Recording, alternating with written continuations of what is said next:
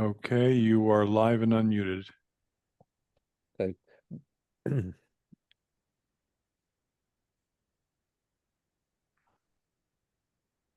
We're waiting for a few more board committee members, so please It just looks stand. like Brian is an attendee. All right, I'll move him up.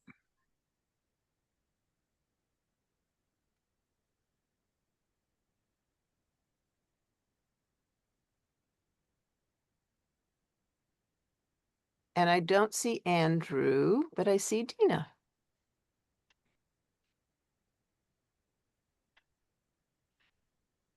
I'm going to unmute Dina in case she has news for us. Oh, there's Andrew.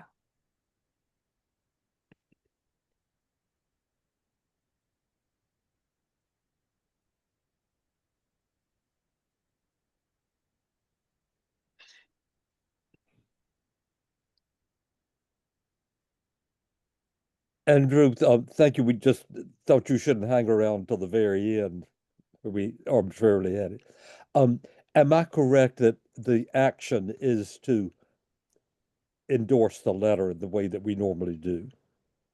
I'm not aware of there being a specific letter. Oh, I'm sorry. I thought that there was one that you had. No. Oh, No, it's your statement we're no. endorsing.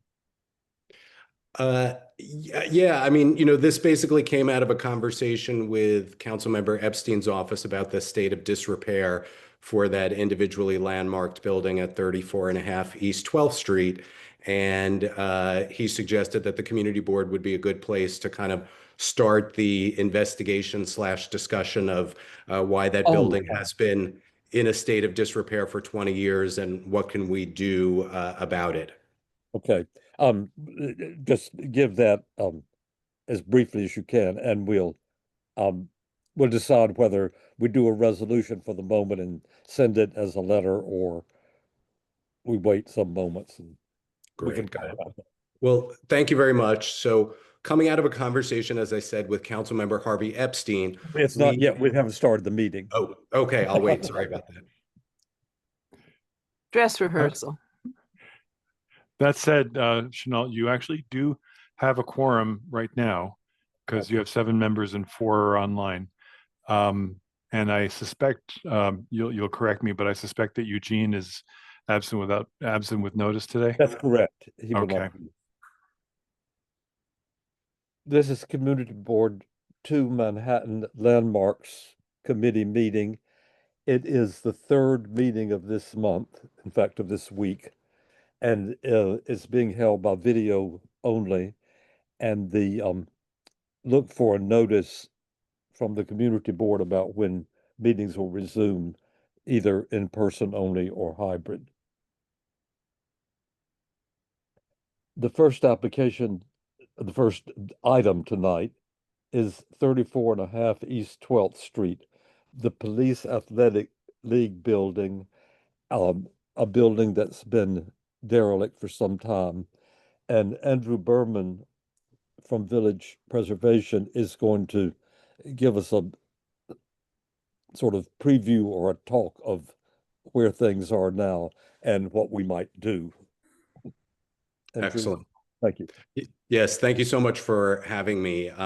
So coming out of a conversation with Councilmember Harvey Epstein, we requested that the community board look into the condition of this 1855 building, which is uniquely historically significant as an individual landmark that was once the city's first school for girls and first high school for girls. I've dropped into the chat a link to a document with historic information about the building, as well as its state of disrepair for nearly the last 20 years. Something is clearly wrong here. There's been a scaffolding up around the building since at least 2008, and there's been little, if any, sign of repairs being made. We understand from the NYPD, which is the owner of the building, that they have been trying to get work. They've been trying to work with the city to get approvals for extensive repair work, but that is yet to happen. It is unclear what the reasons for the delay are, but it raises 2 very serious questions. First, is the level of disrepair of this building compromising its historic features? It's certainly a blight upon the block and the surrounding area. And then the second is this really the best use for this building? It's unclear what uses the NYPD or PAL is seeking to have here, and certainly these are two entities that do incredibly important work. But the question is it work that is best suited for a unique building like this?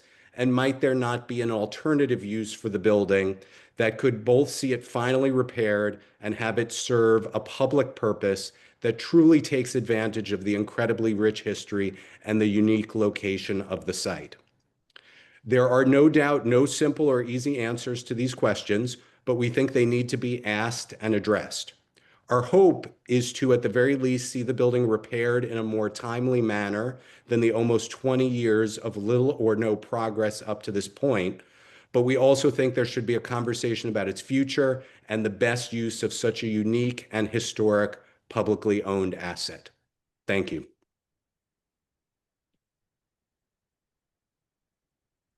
We have today had a letter from a gentleman from the police department who says that they're awaiting funding.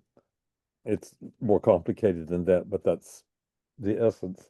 And he's going to provide us tomorrow with an actual budget or figures or whatever there is. The question is, what action do we take? And I would suggest that from Andrew's presentation, we want to come to a statement, I would say, rather than a resolution. And then that statement could be used as a letter in conjunction perhaps with village preservation and sent to elected officials and people in the police department and whoever the proper officials and city people are. Is that something that we want to do, that we can't, is that the way to do it? Are you asking us? Yes. Oh, yeah, I think we should say a statement. I think it's a quintessential building that really is a good example of something other than a house. And it should, we want to encourage preservation of it, reuse. I suggest that Susan and I form a growing out of Andrew's statement, we form a statement that will be in effect the resolution from this. And then we'll, of course, coordinate back with you, Andrew. We want to keep it if we Is there can. agreeable to that? Waiting for money, though, that worries me. It's not like a. I'll circulate the thing so we have a. It's not a GoFundMe thing, It's going to take a little more than that. Okay. Chanel? Yeah. This is Mark. I'm sorry to interrupt your meeting. But if I may offer a small suggestion, it appears as though the Office of Management and Budget is the place that this is residing now. And so whatever letter you craft, it might be wise to craft it in the form of an appeal to OMB to fund the renovations rather than, or at least in addition to whatever else we say about this, because without the money, the good intentions of the police department will be for naught. Okay. And at the same time, they'll be the ones to be more addressed about use. The police department. Well, they should come up with some suggestions. I'm sure it's whoever's going to pay the price in reality, but I think it's you mean in case it were a public building?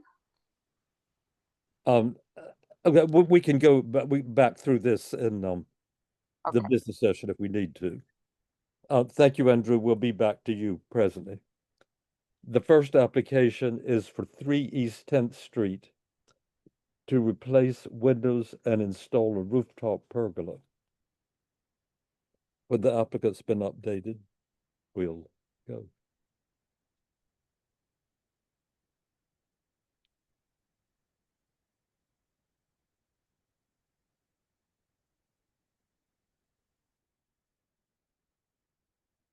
Good evening. My name is Sarah Scher from Higgins Quays Barth and Partners. We're the historic preservation consultants on the 3 East 10th Street project. Studio MBM, the architect for the project, is also here. Let me just share my screen.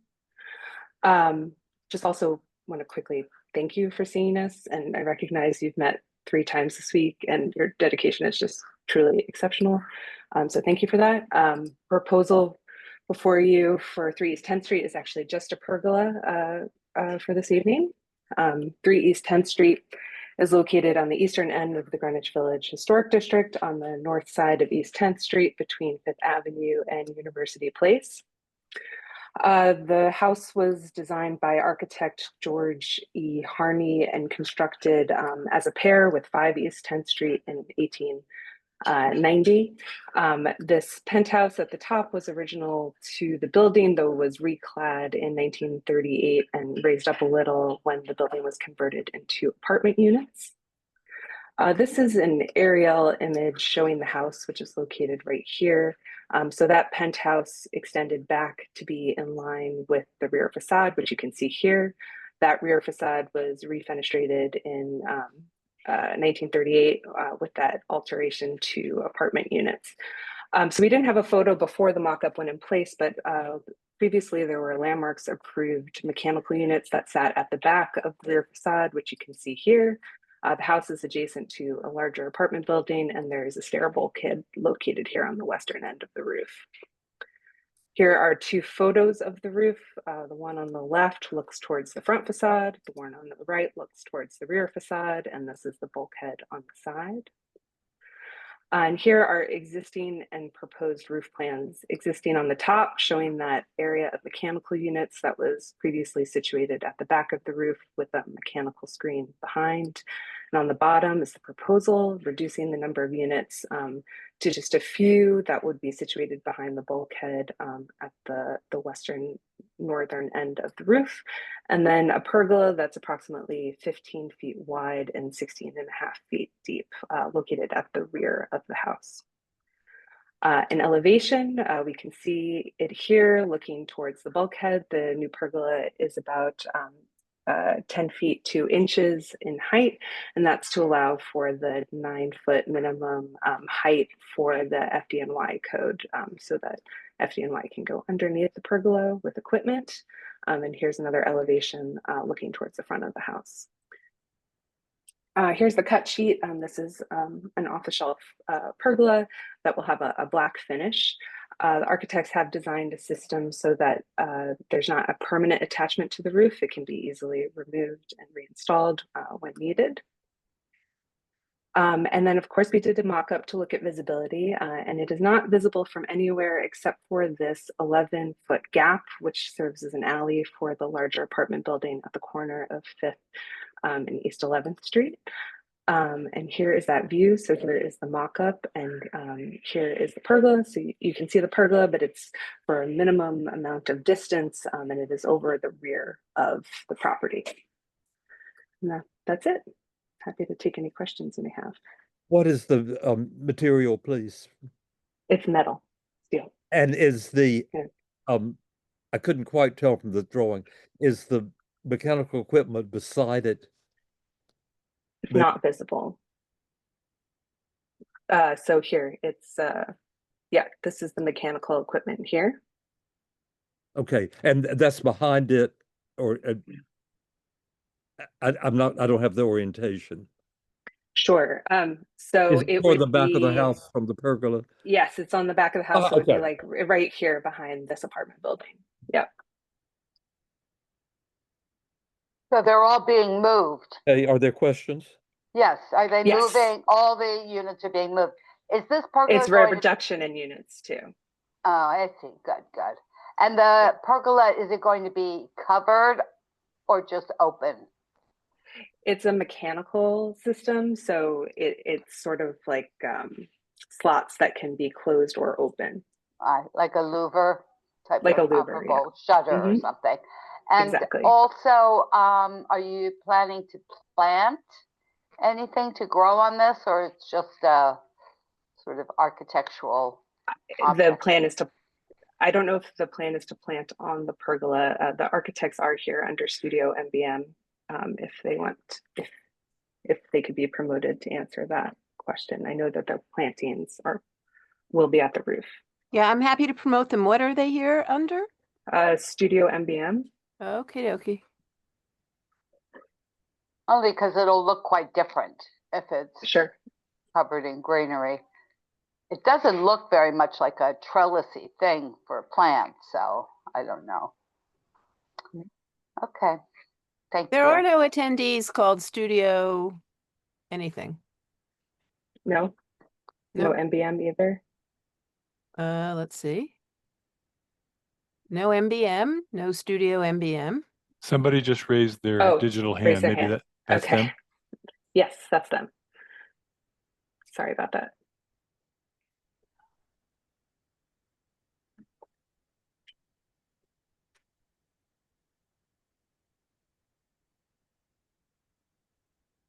Is that Nevin and George?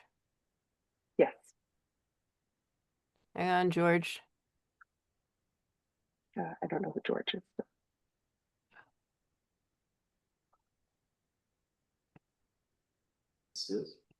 Oh, hi. Hi, this is Maurizio Bianchi from Studio MBM and the principal is Nevin as well here. So we are not planning on planting on the pergola, but we're planning on having planters in the perimeter. So what you're going to see is also some vegetation in the back, as opposed to the mechanical units that were previously located in the, basically the visibility of the view that we're looking at now was the mechanical unit row, which is now being reduced. So we are not planning on planting on the pergola itself, but there's going to be a beautiful line of lower planter along the back line.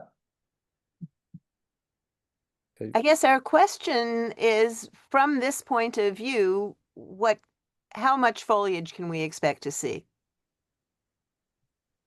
And we maybe draw from this. Can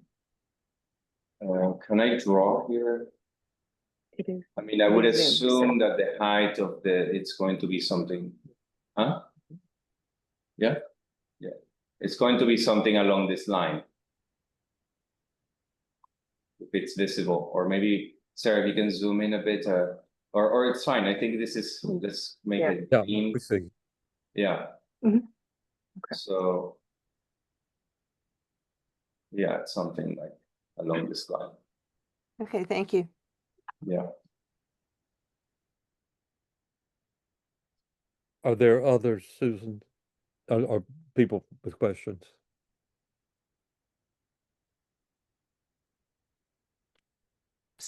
I don't think anybody from the committee has any other questions. If you Yeah, do, please I raise just- a hand. I Oh, just maybe thought of Brian does. something, Brian, go Susan. on. So it looks, I don't know, we don't see anything of the existing back elevation except this one shot between the buildings. It looks like there's been a lot of changes to the windows of that building, that subject building. Is that correct? So the window openings from here up were done in 1938 when the house was converted into apartment units. The previous owner did replace the windows to match the 1938 windows. So they are newer windows but to match the historic configuration from 1938. Could you zoom in on what we can see Yeah. at the back of that building?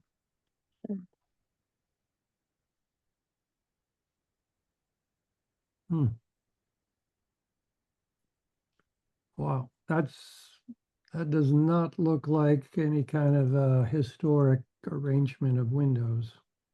Well, it's 1938 historic. We do have the DOB drawings from 1938 that show this And window this is not configuration. before us. Okay. Thank you. Mhm.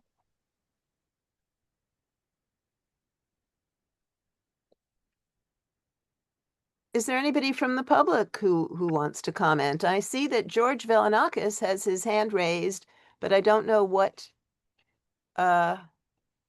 application he's here to speak to. So if this is the one, then please keep your hand raised, George. And if it isn't, please take it down and raise it at the appropriate proposal. All right, it looks like it's still raised, so I George? will. Could you hear me? Yeah, go Okay, ahead. great. Actually, I'm on the Block Association, and this is a very big impact. So when architects say that it's not an impact, it is within the historic district. So my concern is, I think what Susan said earlier, it'd be more attractive if it had greenery. And the concern I have is it's louvered and it's mechanical. And so what you're seeing right now are this whatever the trellis element on top are, the crosses.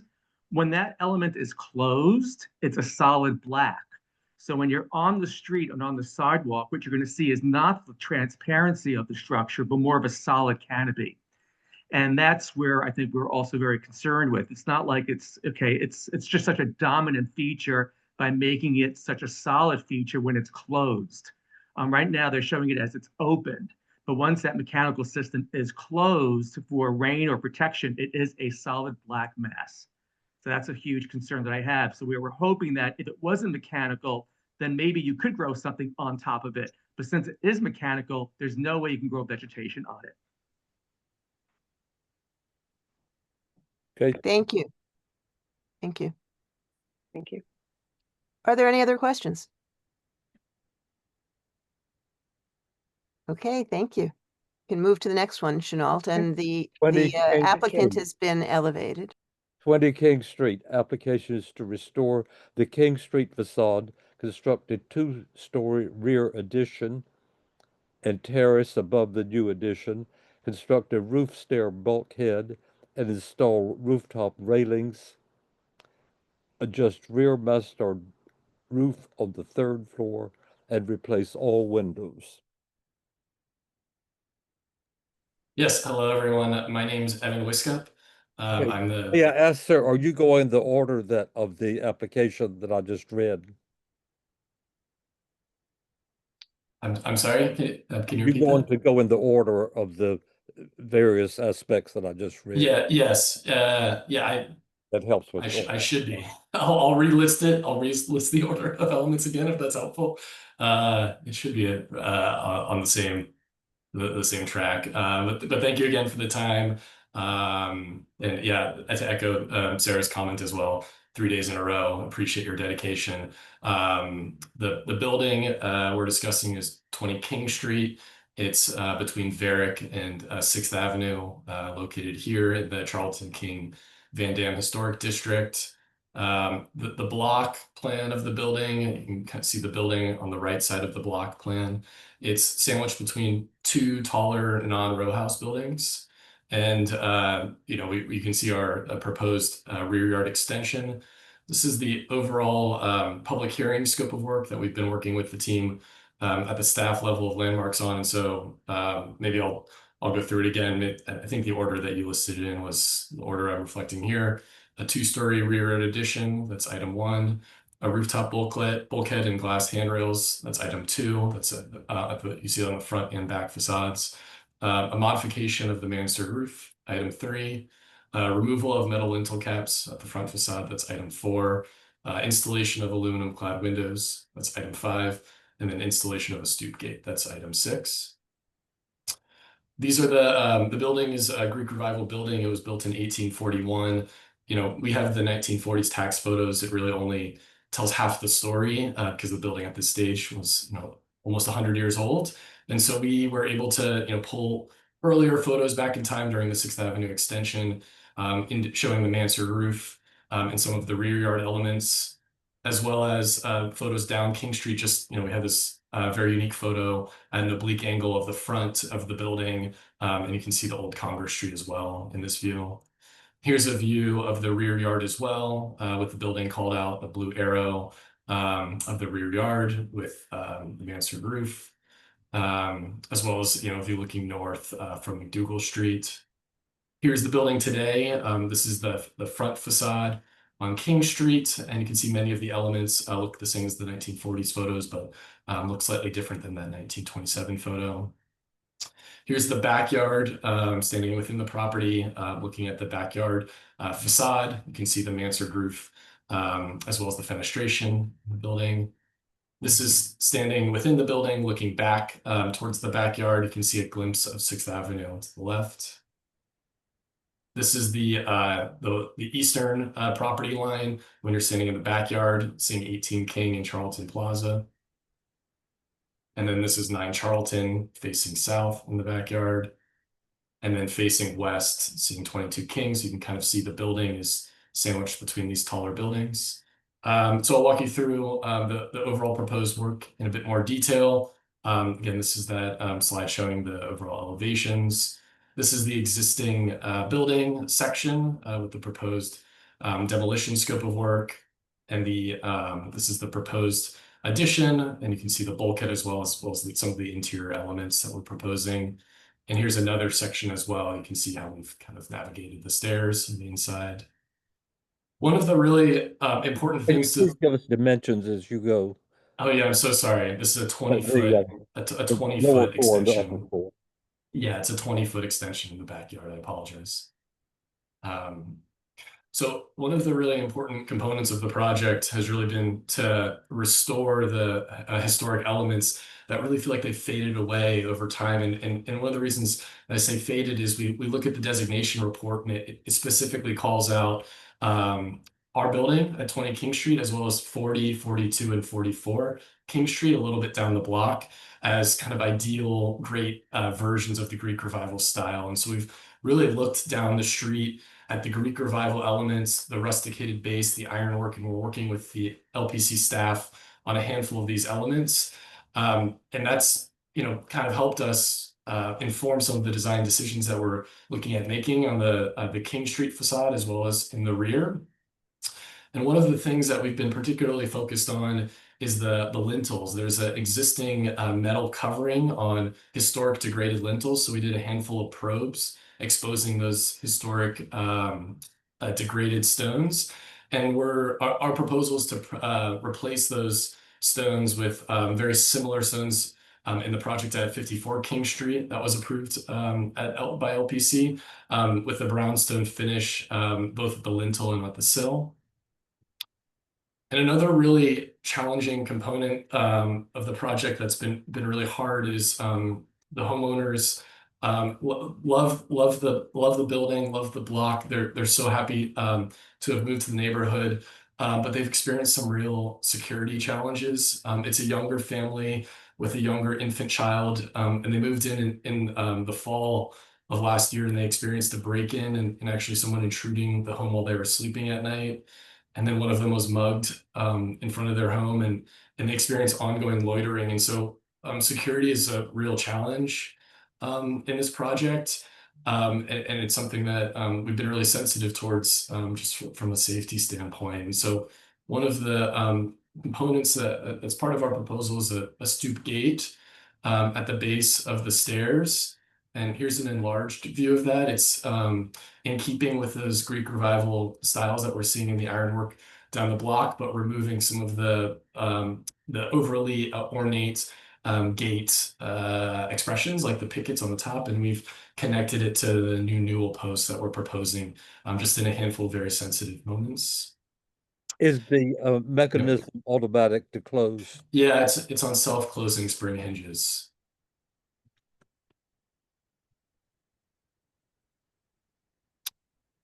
And it's 42 inches wide, and it swings out towards the sidewalk. Turning to the back facade, so you've seen this image already. This is the 2-story rear addition with the mansard roof slightly modified, as well as the bulkhead addition. And so the mansard roof is slightly modified because we're proposing to take the angled roof and straighten it to allow for a habitable rooftop. And so when you do that, there's a geometric kind of connecting of the dots that we're looking to do, and you kind of see that in this bottom right diagram. And so the angle of the mansard roof is actually staying the same, but we're extending it a bit and then refinishing it in a standing seam roof, which we've been working with the LPC staff on.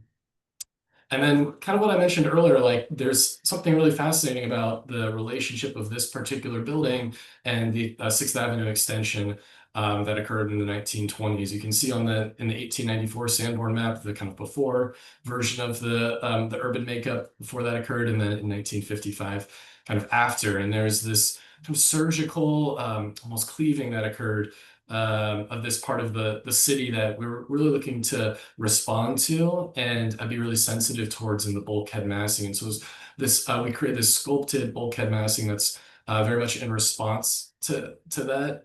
So you can kind of see that the mock-up of that bulkhead here in orange. This is the existing bulkhead, which I'll talk a little bit more about in a bit. Currently on the roof. This is a view of the mock-up looking south. And then we've also mocked up the glass handrails that we're proposing on the front and back facades in green, as well as the mansard roof extension, which you're seeing here. This is the front facade, these handrails. And so from King Street, there isn't But, sir, visibility. did I miss the reason for the unusual design of the? Oh yeah, so you know the bulkhead is visible from 6th Avenue, but we're angling it back in order to be respective of those view corridors, and we've also situated it on the eastern side of the building. We're moving the bulkhead over into the other side of the building in order to pull back on the sight lines, and then also allow some light into that bulkhead as well. Okay, thank you. Let's see that a little bit more actually in some of these views.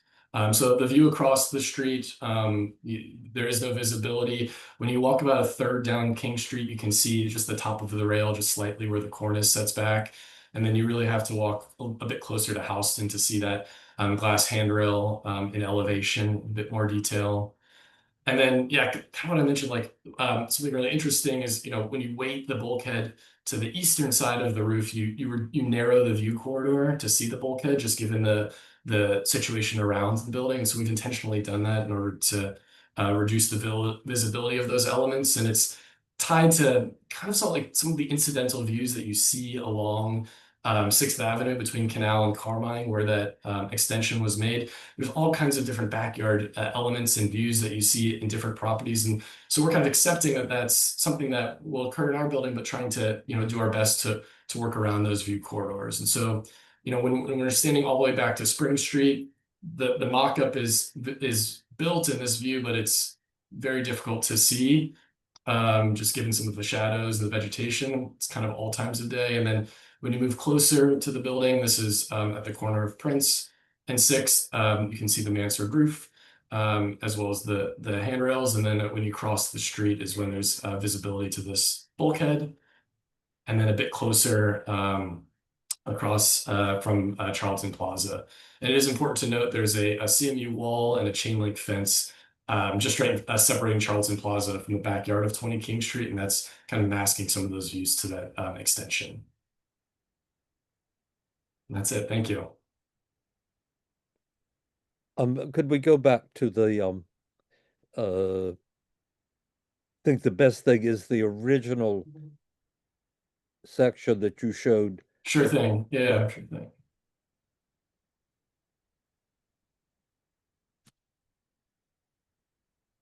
This one here, yes. What is the distance from the first to understand it, the white with the fence on top is a later extension that is being left in place, is that correct? The white with the fence on To top. the left of the dark section on the right side of the, sorry, I can't point. Yeah, it's all right. It's underneath the porch at the back of the parlor. Underneath the porch, this area here. Yeah, there's the steps that go down to the garden, and then at the top of those, there's a white section that goes beyond the plane of the house. Yeah, that's being removed. Yeah, but is that original or an extension? It's a bit hard to tell actually. There's a few elements in the back that look to have been extended at a certain point, as far as we can tell in the Sanborn maps. So it's a bit hard to date that extension relative to the rest of the building. So it's just remaining as it is. Well, we're extending the building quite a bit past it, and so the volumetric imposition that it has is remaining, but we're demolishing it and then extending the building further. And what is the depth of the extension? The depth of the extension is 20 feet at its largest.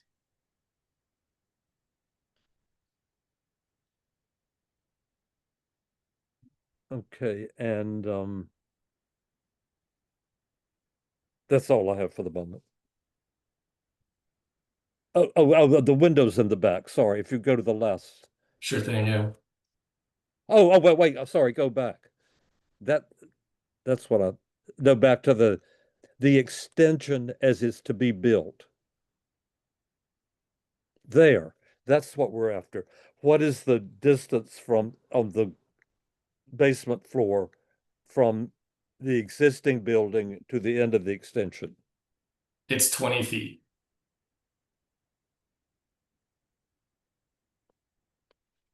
And the one above? One above is set back 4 feet, so it's 16 feet. And the amount remaining in the garden to the property line? About approximately 39 feet. 39? Correct. Okay, fine. And to the last slide, please. Sure.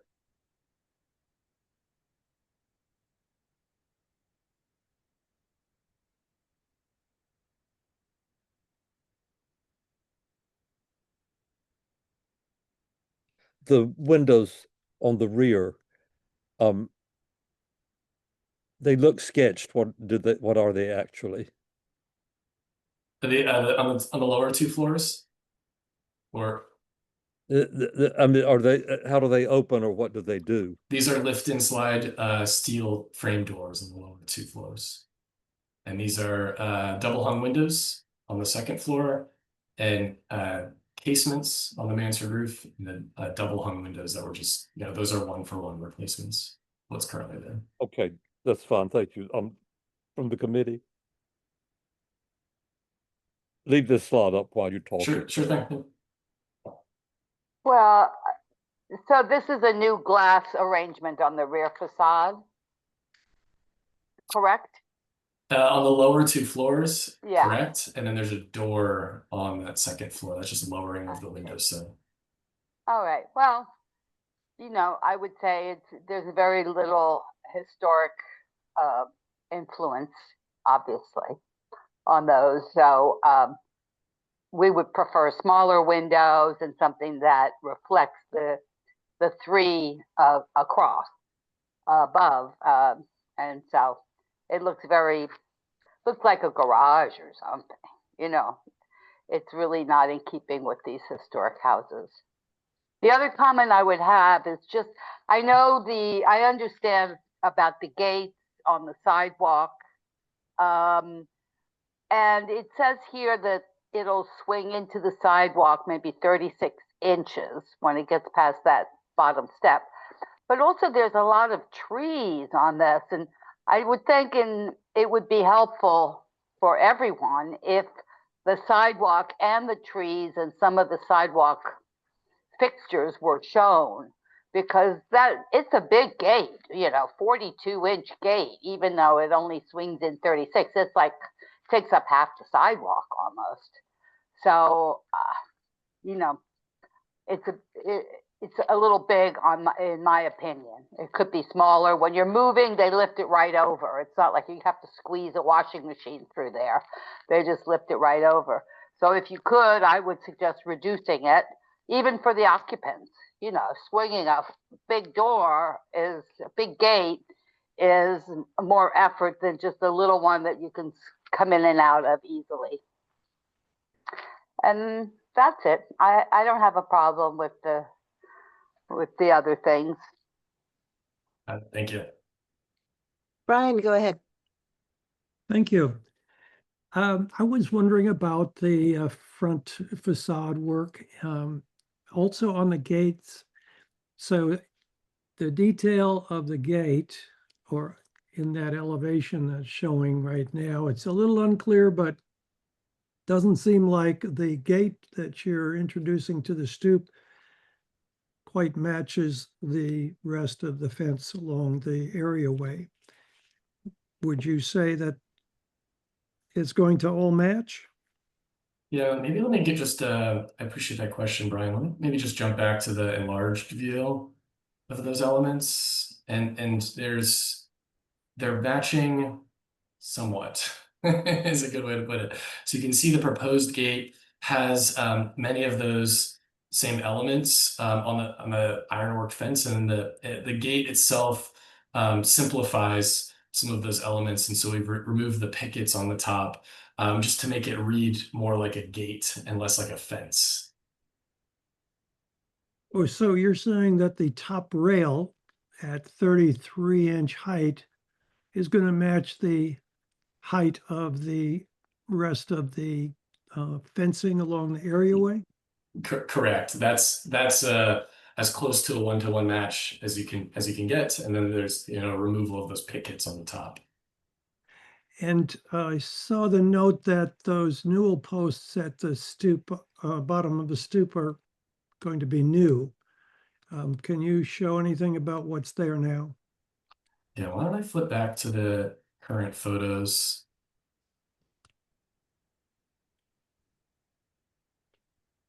Wrong way.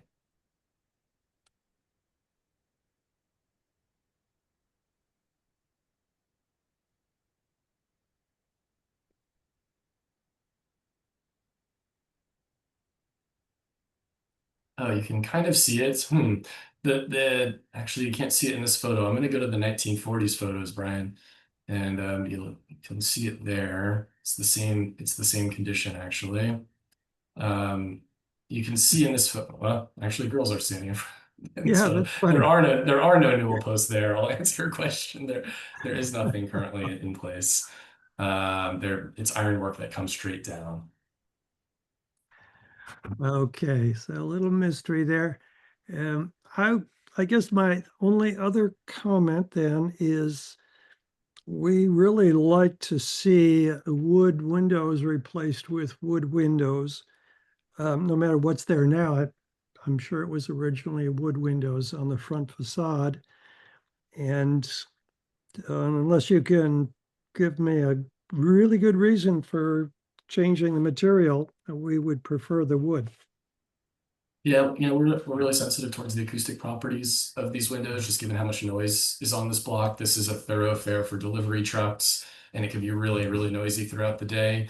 And the acoustic properties of the aluminum clad windows that match the historic guidelines have slightly better acoustical qualities. And we're working with our acoustical consultants on the STC values of those. And so they have just a slight edge on the wood windows, and that's one of the reasons we want to. Well, you could also do triple glazing and wood windows.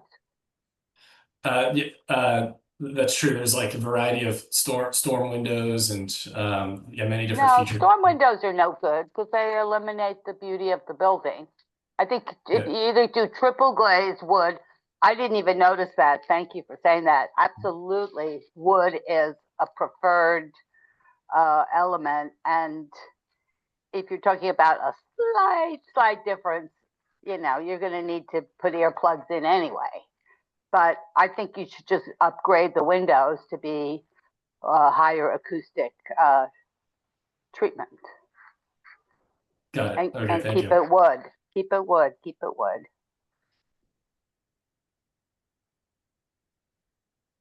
Other questions? Is there a picture of the existing mansard? Existing, say it again. I'm sorry.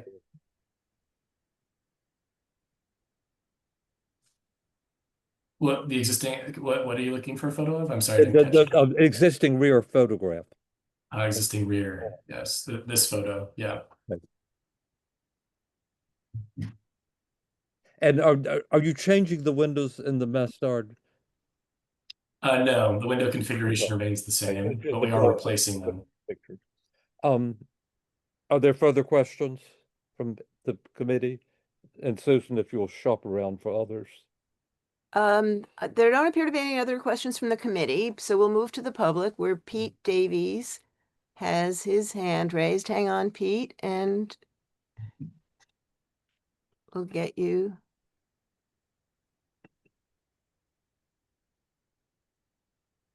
Okay, go ahead, Pete, please. Great. Can you hear me? Yep. 2 Great. minutes, please. I just want to expand on Anita's comments about the sidewalk, which the materials don't really show the relation of this building to the building next door, which has a wall, a knee-high wall at the edge of the sidewalk that abuts really tight to the staircase. And I've put in the chat a link to Google Street View that shows better that situation. And I'm just not sure how they can accomplish what they're proposing, given that condition. And the tree bed directly in front of the building is quite large. So yes, if the gate is built as proposed, it could very much create a jam and an impediment for pedestrians along there. So I just suggest that that be looked at a little closer. Thank you. Thank you. Sir, does the gate need to be the full width of the stairs? It's currently not the full width of the stairs. It's So 40. have you gotten it down to what's considered the minimal for proper passage and so forth?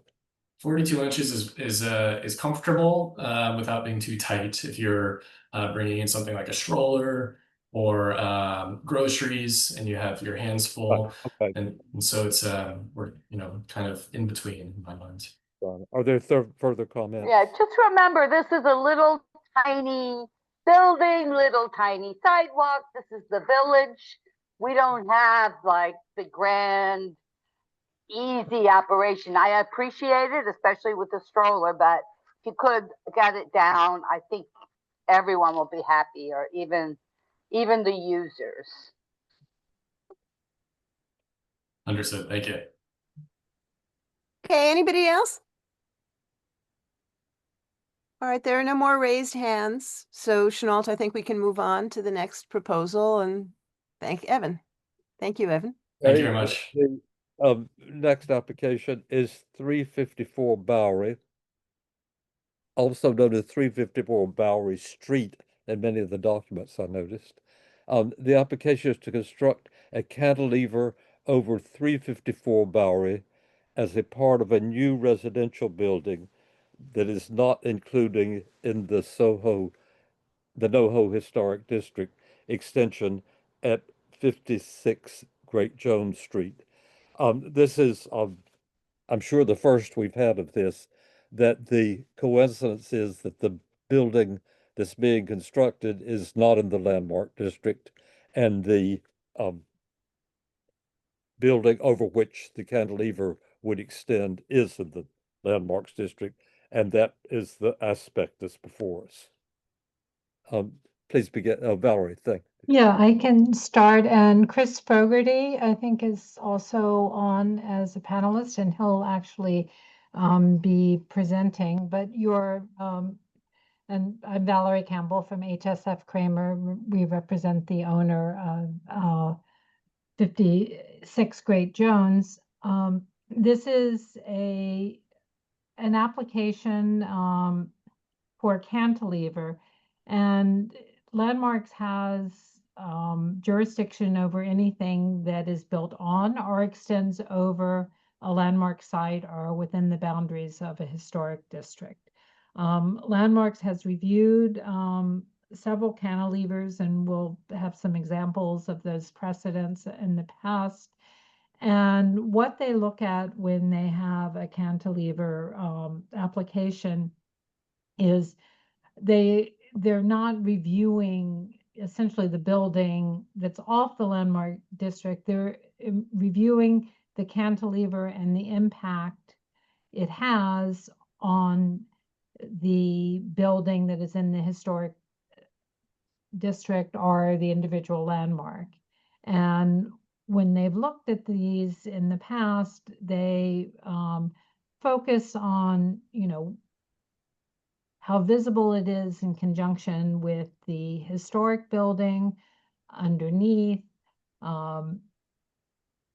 how it relates in terms of, you know, what you see sort of on the underside, and whether it has any sort of adverse impact on the building underneath. I should clarify, the building that we're cantilevering over, on the Bowery, is not, it's under separate ownership. It's part of the zoning lot, and while we have the ability to cantilever over it, we don't control the building underneath.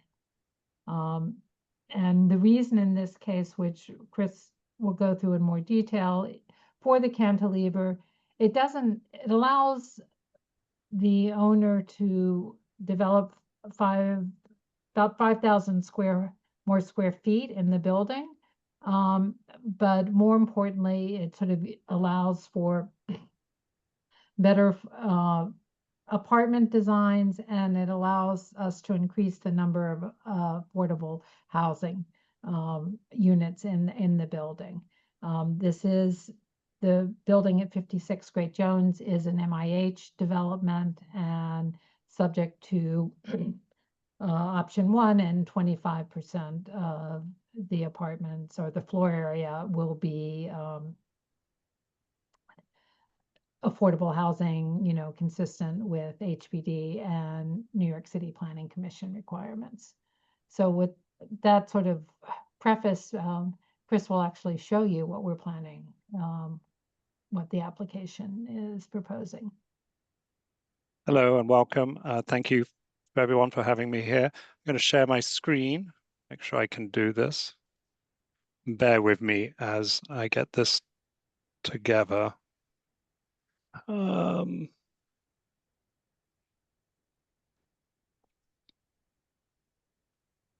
Okay, and here we go. Can everybody see my screen? Yes. Yes. Okay, my name's Chris Fogarty. I'm at Fogarty Finger Architects. This is our site. It sits at the very eastern corner of the NoHo Historic Extension District. It's a close-up view, and you can see it sits on the northwest corner of Great Jones and Bowery. You can see the landmark district sort of gerrymanders itself around the parcel that we're on here. And these two buildings are the ones that we're going to be talking about in the middle, in this little leg here. It is, of course, part of the newly rezoned Soho NoHo Special District that is has upzoned the district to an R10 and allows much taller buildings than there were before. It is part of a larger zoning lot. The zoning lot, we're here on the southern end of this block, and that's the orange portion is our building. You can see the little cantilever here in plan going over 254 Bowery. But this building here is existing. It's another 275-foot tower that was built prior to the rezoning under the then zoning rules. And it got its air rights from the adjoining properties and everything else to build this project here. So this is 360 Bowery. So our building is on the southern corner of the lot, and 360 Bowery is on the northern, and the two buildings, 354 and 356, are in between. This is looking up north, up the Bowery, and you can see here, this is that existing tower that goes up, and the other buildings looking down the Bowery that are at 115 stories high as well. This one is 25 stories as well. This is our development site, and it includes these little one-story buildings and an existing three-story building that's not in the historic district here.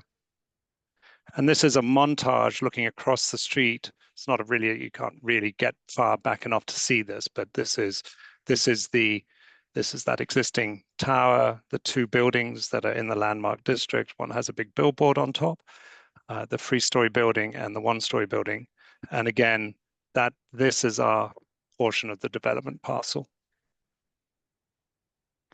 So just to summarize what Valerie mentioned, we are here, and on the left, you see what the as-of-right building would be. And this remains outside of the historic district and wooden cantilever over it.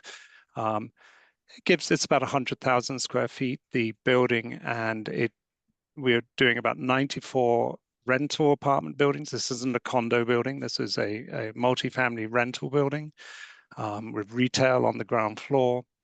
And in the base scheme, the way the numbers work out, 27 of those units would be affordable. On the right-hand side, you can see the cantilever, and it starts on the 12th floor, but you can see it pops out about 8 feet. This adds about 5,000 square feet in total. But what it does is by adding more square footage, therefore more square footage allocated to affordable units, and that means the number of units go up to 30. So there's about 3 more units added to the mix. This is examples of cantilevers that Landmark Commission has approved before. Now, they're not meant to be, certainly maybe the one on the left isn't an example that perhaps everybody would jump up at joy and see, but this is just what has been approved and in the past. This is obviously over the Art Students League, which is an individual landmark, and the Nordstrom Tower here on 57th Street. A more recent one is 77 Greenwich over Dickey House, where it kind of comes up the landmark buildings here and it steps up as it goes up above the building. And a perhaps more relevant one is Flatiron House on 23rd Street, where the language of the cantilever has got a bit more resolution with the architecture of the building. We spent some time trying to think about how one transitions from a vertical plane to either the sky or to a vertical plane. Obviously, NoHo is famous for a lot of its cast iron buildings and landmark buildings and the often very large cornices, and a mixture of brackets and corbels support or used to support those, or visually are used as clues to support these big cornices. So that was something that we thought about when we started thinking about this project.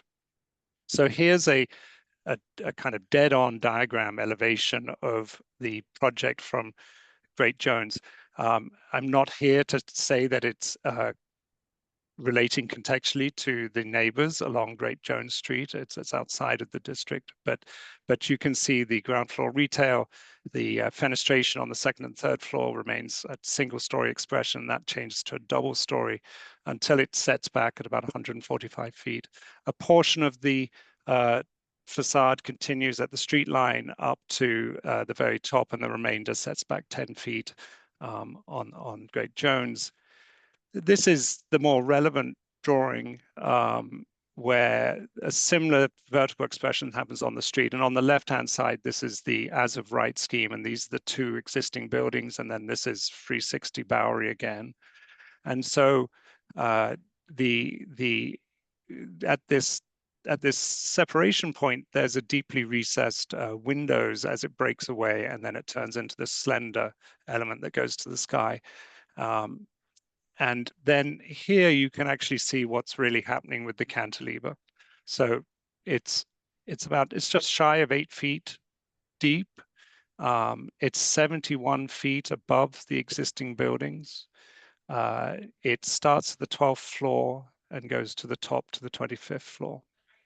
And it's set back from the street 10 feet. As Valerie mentioned, we're here to talk about the cantilever. I'm sure we'll be talking about a lot more beside, and I'm happy to answer any questions as they come up. But this is the cantilever portion of the building. While we're here, would you just please run through those dimensions again slowly? Sure. So the 8 feet deep and 18 feet above the neighboring building's roof. Okay, certainly. So the cantilever starts at the 12th floor, about 125 feet above ground. It's 71 feet above the roof of 354 Bowery. And it extends out about 8 feet, just shy of 8 feet, over the building below. And the overall height of the cantilever is 125. The cantilever goes from 125 feet to the height of the building, which is 275 feet. So it just extends up. You can see it here. Just projects out and continues. Mm-hmm. And there'll be some 3D views that'll help put that into context a little bit as we go forward. If you're okay, would you like me to continue or any more clarity? Please, thank you. Sorry. So this is a visualization. It's a little muddy, I'm afraid, but this is the current as of right condition if we didn't do the cantilever. So again, this is just rendering the building here and then 360 next to it. And then the next slide shows it popping out. So I'm just going to do that again. So this is it before and after. And we can see that in this pair of slides next to each other. So here's the lot line continuing all the way up. And here is the lot line and then the cantilever. It's a little muddy to see, and it's not a very realistic view. You'd never see the building like this, but it helps understand a little bit what's going on or what we're proposing.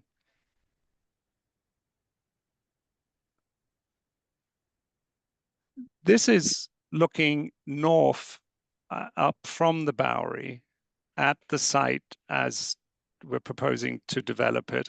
This wouldn't change, and the impact of the cantilever is negligible here because this is the as of right on the left, and this is with the cantilever on the right. It's really not visible.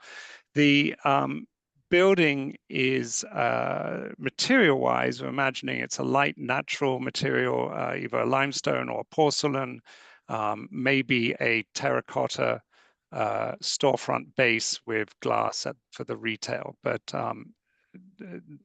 pretty much the color and material, a natural material that you can see here, and obviously glass as well. You start seeing, obviously the cantilever becomes visible when you look down Bowery. So on the left is the as of right scheme with no cantilever. We would have windows start at the 12th floor and work their way up on the lot line. But on the, and you can see here also this visual separation between the tall piece of this tower and how before it sets back. And you can see that we're doing something similar here. The cantilever doesn't just start straight out. It has this kind of bracketed corbel-like recess happening on the first 2 floors, and then it extends out to the full 8 feet above. And this is without the cantilever, and this is with, and you can see that expression a little bit more detailed here. It's much, and it's the same deep recess that we have going on the tower, on the Bowery side, and on Great Jones. So that language of transition happens in all 3 places. And that's just a before, a without, I should say, and a with cantilever slide. This is actually a photo montage showing the 354, 356, and 360 Bowery here, and the big billboard. And this is showing the no cantilever scheme on the left. And then this is showing the cantilever scheme on the right. And you can see the underside of this is there are these sort of brackets that are protrude down. The slab is pushed up. The frame of the windows is pushed way back about 20 inches. And then it transitions to a more regular window fenestration pattern above. But this is so when you walk past this, you get to see this light and shade and change and stepping as it goes above the building. But you can see it's this is 70 feet above that. These are some less little grayish renderings, but this is the further looking south down the Bowery, the further up you go. So this is without the cantilever, and this is with. And then the further you go up, the less the cantilever becomes visible. This is looking from East 4th Street, and this is without the cantilever, and this is with. And then this is looking from Lafayette, and you know, I don't really want to even say 375 Lafayette, but if 375 Lafayette is built, you're not really going to see much impact here. It would fill this entire parking lot here, but that is the cantilever after a proposed cantilever, and this is without the cantilever. So that is our presentation. I am happy to answer any questions that you have. Just one question, I'll type badly, back to the dimensions. The distance between the roof of the neighboring building and the bottom of the cantilevers is 71 feet. 71. Thank you. Susan? Yeah, I have a question. It's perhaps not a strictly landmarks question. Well, it certainly isn't, but I do have a question regardless, which is about the mandatory inclusionary housing and the difference in units between cantilever and non-cantilever. So if you could go back to that chart for a moment, that would be great. Thank you. And I do want to say this chart should not be, it should say proposed rather than definitively saying this is what it's going to be. Well, that was my question. Yeah. Thank you. You've just asked my question. So there's really since it's just proposed and not definitive, there's nothing binding in any way. Oh, no, I think ownership is prepared to stand by the unit mix count, the unit count in this exercise. Whether it's going to be one more studio or one more 2-bedroom, or I'm not sure, but the overall number of units is going to stay the same and proportionally. All right, I guess I'm going to ask you another question, which is there a possibility that was once considered to be 27 units and has now, with cantilever in concept, become 30 units, that it's actually the same amount of square feet, just divided into smaller units? No, because the 5,000, 25% of that, or like 1,200, becomes affordable units. So those 3 units are coming out of that area that is then being dedicated to affordable units. All right, thank you for that answer. Anybody else have any questions? Brian? Andrew, when you're finished the committee. I will just jump in and say and state the obvious, which is that when we look at this building, it's very hard to process that really all we're opining on is the cantilever when the entire building is so madly out of context with its surroundings. I mean, we understand, of course, that it's an as-of-right situation, but just cognitively, it's a big ask when we look at this picture to say that this is in our neighborhood and in our district, as opposed to, 3rd Avenue in the 50s. And that's a challenge. So understand that that's a challenge for us to just limit our thoughts to the cantilever, but we know that's what we need to do. So anyway, Brian, go ahead. So, yeah, you've raised a good question, and I'm thinking, okay, so as far as landmarks is concerned, if we deny this cantilever, sometime in the future, someone could possibly build in those 2 little buildings and fill in that space. Whereas, or correct me if I'm wrong, I mean, it seems like in order to build that cantilever, you already have control over the air rights. That's So right. nobody else can come in and build in that space between the two tall buildings? They could, there may be a little floor area left over. We're not maxing out the full potential floor area that's available on the site. We could actually do a bigger building, believe it or not, but we wanted to keep the envelope as unobtrusive as we can. We could do extra 2 floors in this height, but we're keeping the floors at only 25, not 27 stories.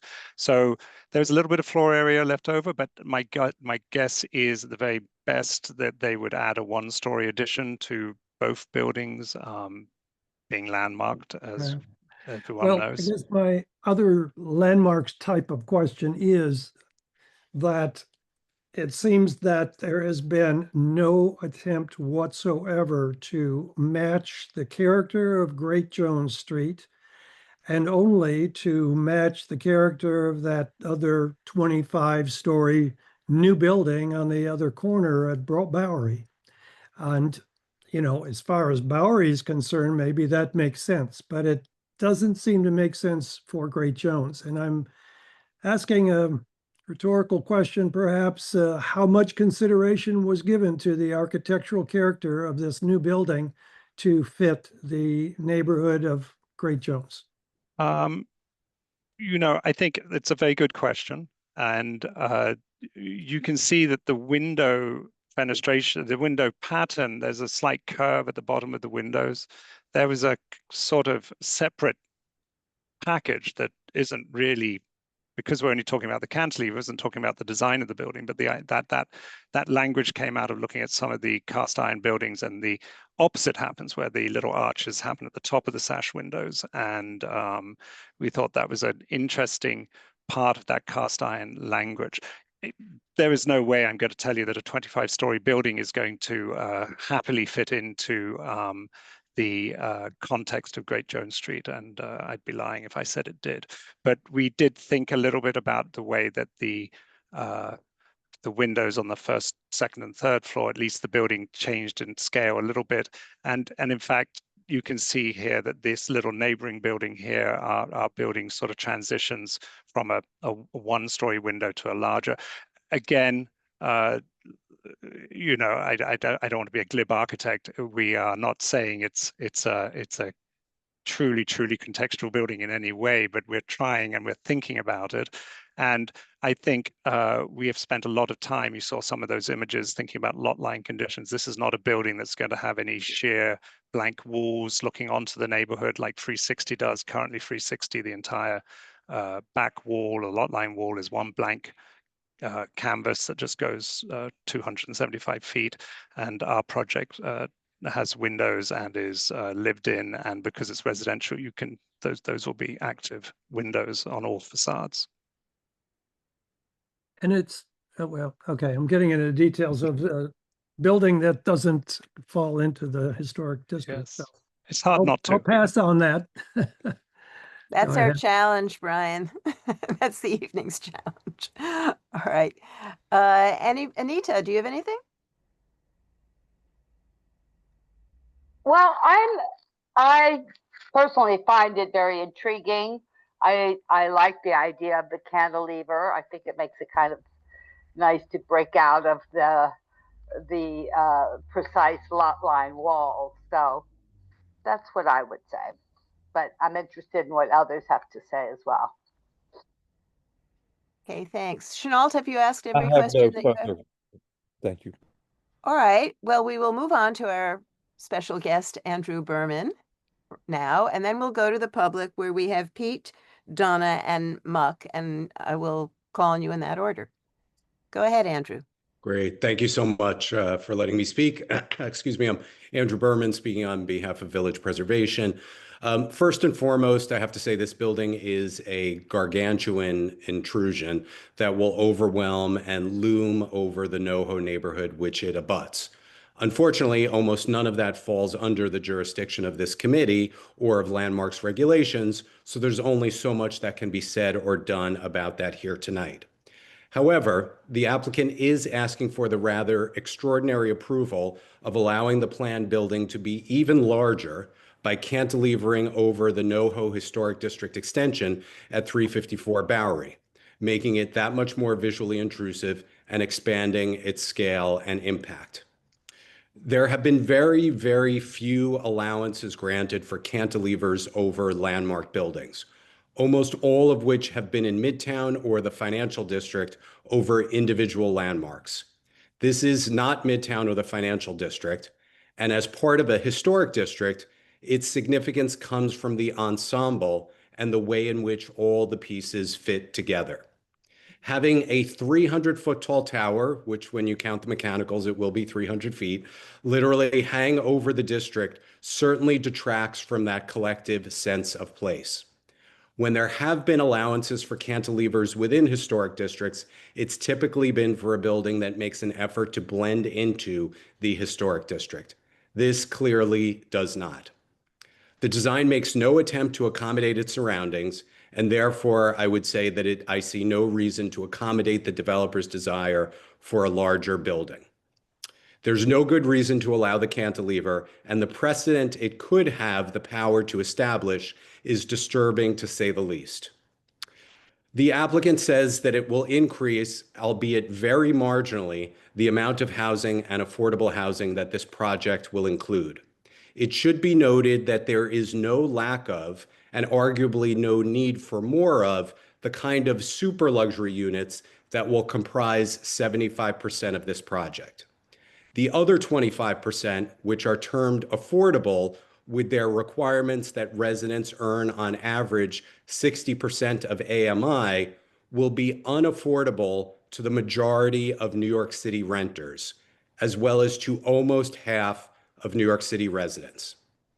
It should also be noted that the non-cantilevered version of the building already contains significantly more housing than the original projections for the Soho NoHo rezoning made for this site, thus undercutting any argument for the need to try to shoehorn even more onto this corner with an unprecedented cantilever.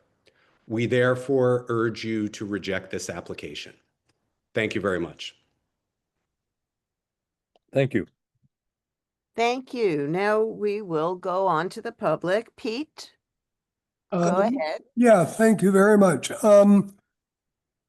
I agree that this building, as handsome as some may think it is much more fitting for another part of town and not NoHo, but I have specific design questions. If you could go to page 4 of your materials. Yes, and tell me when I get there, if that helps. Sure. Page 4, 1, 2, 3, 4, 5, 4. Here we go. There you go. There you go. So it was mentioned earlier that there's different ownerships, but this is all one big tax lot, the outlined in red, correct? One big zoning lot, which One is big zoning lot. which is different from a tax lot. Okay. Does the addition of the cantilever over 354 preclude the full allowable vertical extension of the 2 buildings within the historic district, which under the new zoning is have been given a great deal of allowance to rise? So I'm curious, what kind of stifling would this cantilever have on the potential development of those 2 lots? So I think I touched base on this a little earlier. There's some nominal floor area left over on the parcel, and I don't remember exactly how much, maybe 3,000 or 4,000 square feet. Any addition to those 2 buildings would, I mean, I know this sounds cynical, but this would go through the landmark process that would limit the extension that they could go up to by visual intrusion and everything else. I don't know what that happens to that when a cantilever is above them, but normally that would mean they would stop at about 1 or 2 stories. But So that same control you're mentioning from landmarks is Excuse me. controls the extension up of this cantilever. All of these, this is Valerie, all of the lots here have, are subject to a zoning lot development agreement. And that agreement, I don't have the precise provisions in front of me, limits the development that occur on those, on the historic lots. I mean, they're, you know, typically when the lots transfer their development rights, they also establish, they may retain a little bit for a small addition, but they typically give away most of their excess development rights, and also usually a light and air easement as well. Okay, and then my final question is about the corner of the building as designed where it abuts the southernmost of those 2 lots. I guess maybe that's 354, right there. yeah, let me just see if we've got that in detail. There. Somewhere That- here, that right? corner- This here, yeah. So you're showing lot line windows wrapping the building. If there was an allowance given by landmarks for those smaller buildings to grow taller, what happens to those corner lot line windows? Well, the any addition would be 15 feet back, and the windows stop at 10 feet, and or 10 feet back, and this first window only starts some 10 or 12 feet above that cornice. So you're telling, the explanation is that under the new zoning on a wide street, there's a requirement for a setback atop an existing building? No, I think there's 2 things going on. As Valerie said, the restricted covenant will prevent and limit any development on here, because there's all sorts of, when they're buying the air rights, they buy the control over that portion of the property too. But even still, there would be generally landmarks would like to see an addition to a building setback from the facade, even if it went up higher. I don't know that we should trust what landmarks will necessarily do in the future. So thank you all very much for your responses. Thanks, Pete. Donna, why don't you go ahead? Thanks very much. My name is Donna Strugatz. I am a luxury real estate broker. I also have specialized in NoHo, done hundreds of transactions here, and I'm also a resident of NoHo. I've lived here my entire adult life. Also happened to be an attorney, and I was an art history major. So putting all that together, there are a couple of things I wanted to point out. One is that, sorry, can you not see my video? I don't see an option to show my video. Okay. I can promote you to panelist. Oh, it's up to you. It's fine either way, whatever is fine for you. So a couple of things I want to point out. One is I actually have almost sold out another new development not far from here that had a cantilever.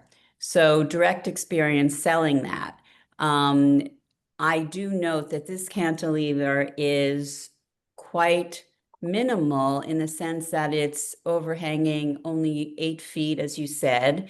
It's also begins so much higher up than the building below, and is much less of a cantilever that I've seen in my experience in other buildings. So it is very minimal. And since the building has an as of right, is as of right otherwise, it just seems like a very small issue in terms of the neighborhood.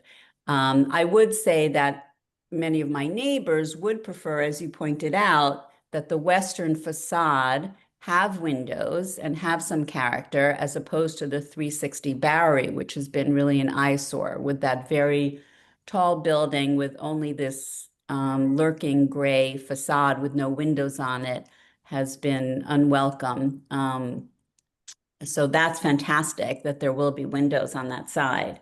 So I would say that it's so interesting. There is so little inventory in NoHo, and with many of the condos that have been built, that I do think have been different from the character of these cast iron buildings, but have blended in somehow. The neighborhood has become incredibly desirable. The amount of wonderful cafes and restaurants and other resources that have proliferated in the neighborhood have made it extremely desirable, and there is very little available in terms of residential units. Just want to clarify, the residential units that are not the affordable housing are going to be condos for sale, correct? No, they're rental units. Oh, they're all rentals? Yeah. Oh, there was a misstatement somewhere in the press then. No, it's a rental building, but all rentals. Yeah. So I think there's even more demand. But anyway, that's not yes, I would agree with that. There would be even more demand for rentals. Finish up, ma'am. Sorry? Would you begin to finish up, please? Yes, I'm sorry. So anyway, I would say both from increasing inventory in the neighborhood, having a desirable building that will increase even more so the resources of this very desirable neighborhood, having windows on the western facade, and having a really minor cantilever on an as-of-right building seems to me a very small issue, and it looks great, and look forward to hearing more. Okay, thank you. Muck, why don't you go next? Hello. Hi, Christopher. Thanks for your presentation. I appreciate it. Can you explain? I have a two-part question, and I hope you can explain to me how your cantilever does not impinge on air rights of the landmarked area. Well, the air rights only come from the zoning lot, not from the area itself. So the zoning lot is that big L-shaped piece, and that's where it gets its air rights from.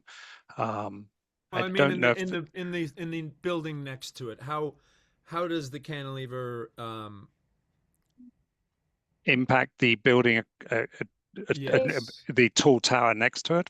No, the smaller landmarked building that the cantilever is hanging. That owner, the owner of the landmark building, 354, has sold its development rights to the larger zoning lot. It's also given a light and air easement. I'm just so it is by transferring this to the parcels, to the development parcels that are outside of the historic district, it is essentially, it's reaping the benefit of its floor area, but not developing it within the historic district.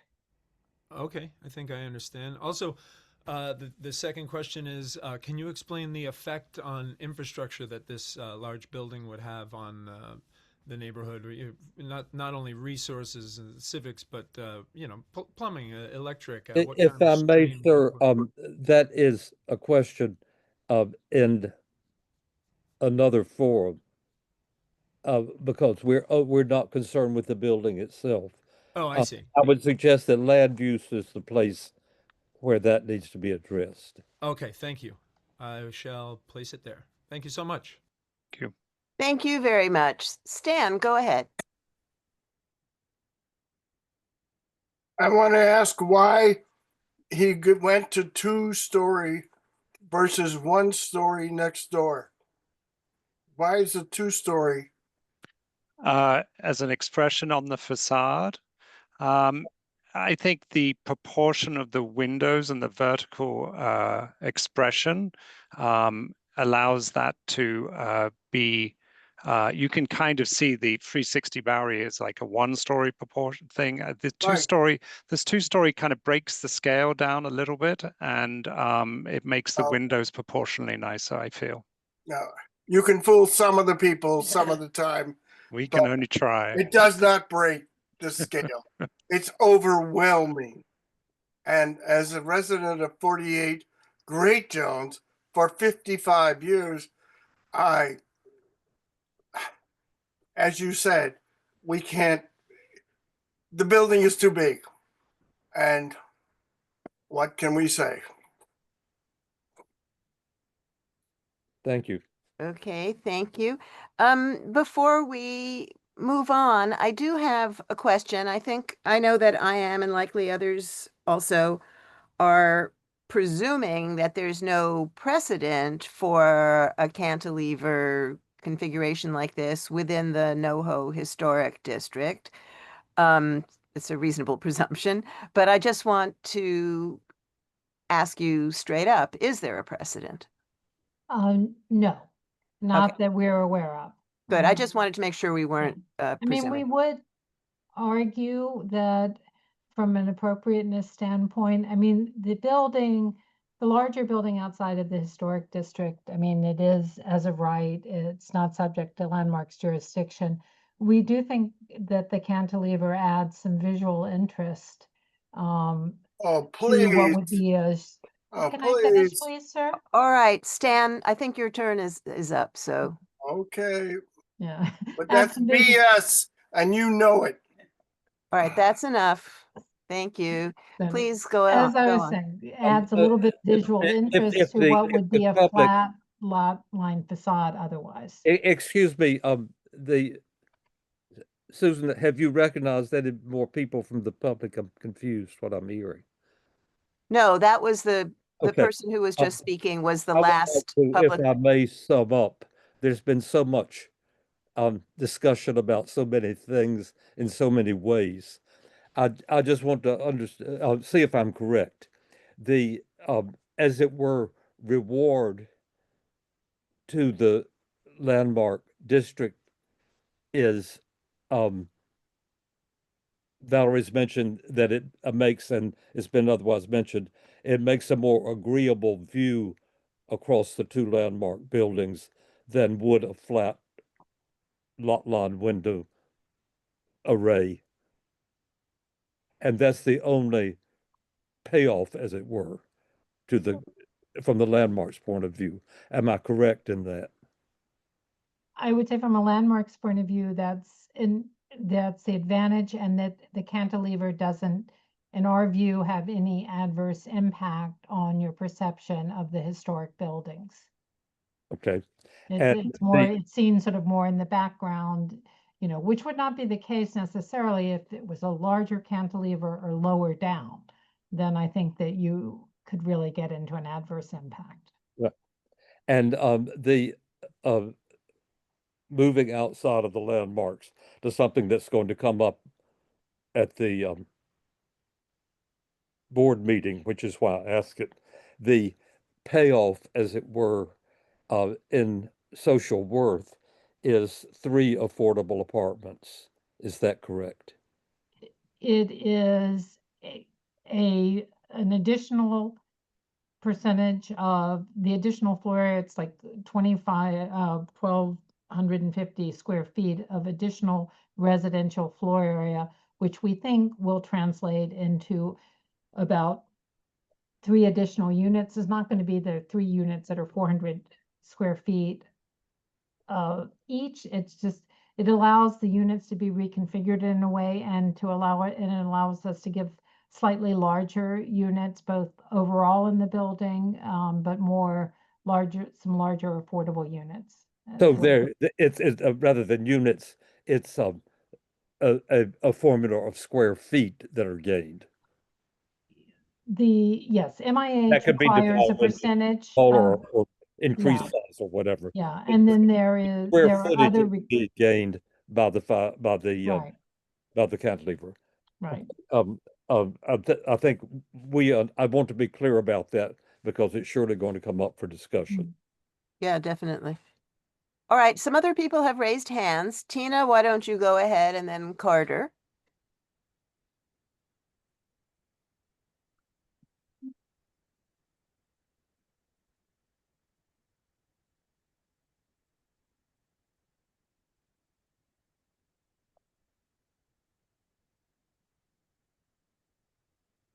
Tina, we can't hear you, so we'll move on to Carter while you figure out what's going on. Carter, go ahead, please. Thanks, Susan. I had a question. I had heard earlier in the presentation that development rights were being left on the table. And then Chenault's question that there's somehow some good being afforded to this project through the cantilever. Why not just add that same square footage on the top of the building to get the same development amount? It seems like this is a bit of a false presentation. There's a height from limit. one. There's a height limit of 275 feet in the district. So we hit the maximum height at that point. But there's still leftover development rights, correct? That Yes, but not a huge amount, and we any. So I'm just confused. I guess I wasn't understanding then that I guess it was mentioned that leaving development rights on the table was somehow a positive, and then yet here we have the cantilever is creating other space. I guess I was just confused by the way the questions were answered. I think there was, I mean, for example, we could have suggested the cantilever started 15 feet above the neighboring buildings and came out further. There might be some, some things we'd have to do with fire spread and various other technical things, but I think it's certainly possible. Like I said, we could have tried to maximize the floor area on the site. I think we were trying to do it to the least degree possible. And then just a second comment is, having been and lived in NoHo for my adult life, I think that when these areas were landmarked and certain areas were not included in the historic district, I don't think that the thought at that time, I mean, it was reasonable that there would be development, but I don't think that the thought was that there would be incursion into the remaining historic district from those carve outs. And there's several carve outs and within what is NoHo proper for different reasons. But I don't think that that's something any of us who were involved and fought for the landmarking of this area would ever have considered. So it doesn't seem to me that there's a particularly good reasoning why the landmark could be encroached upon on all of those little carve outs into the historic district, if that's a precedent that's being set within the similar landmarking areas in this neighborhood. And as a second just observation, there actually has been quite a bit of development within this immediate area of NoHo in the last 2 decades, and one just need to look to Bond Street in particular of the quite a bit of development of buildings on the block. They just weren't as tall. So thank you. Thanks, Carter. Tina, are you ready to speak? If so, please unmute yourself and talk to us.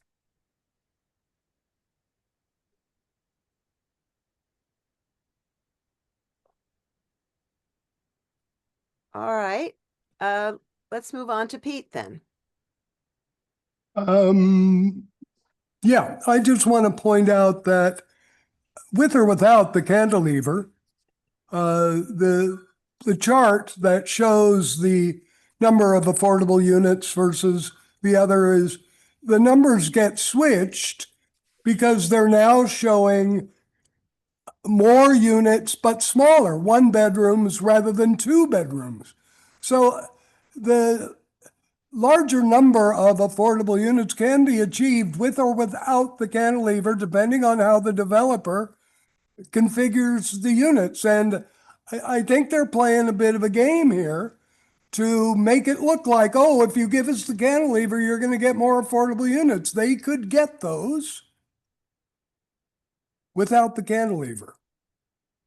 We're definitely able to get 1,250 square feet more floor area. Maybe that's 2 units. I think as you spread that around, it depends.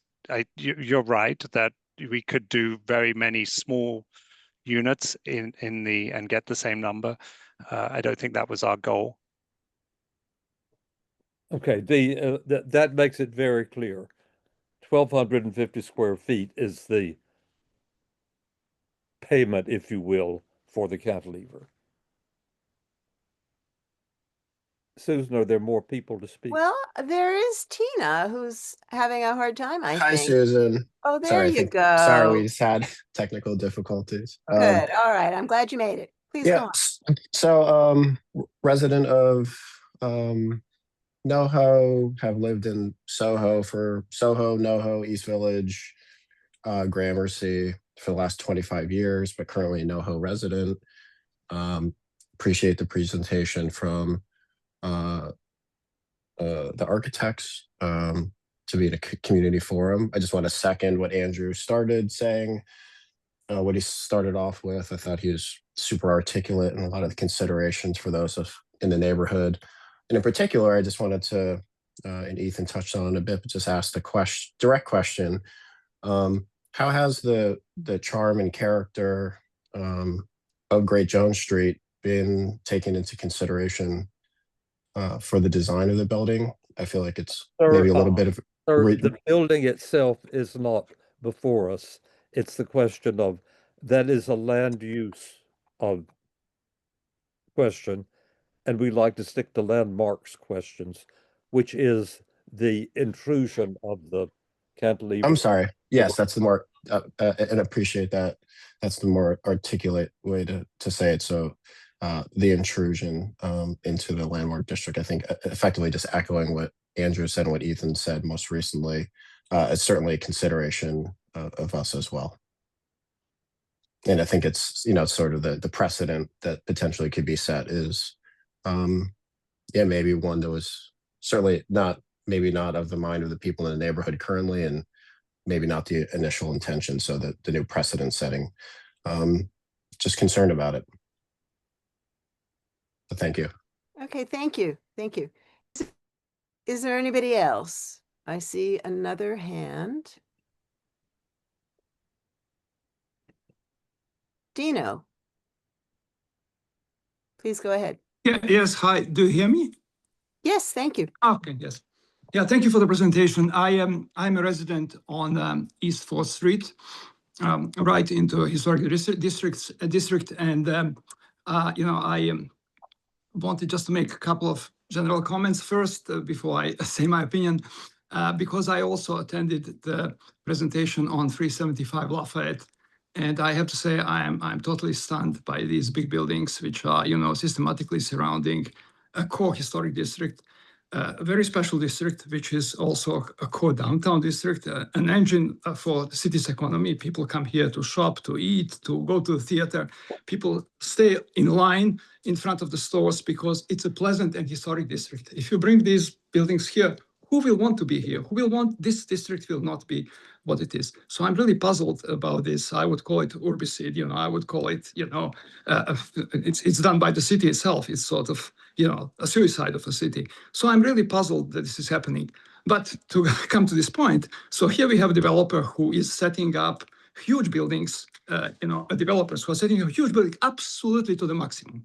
And now suddenly that's not even enough. Even taking everything to the maximum is not enough, but we have to take also an air rights and block further the light that's coming to NoHo district and ask even for more.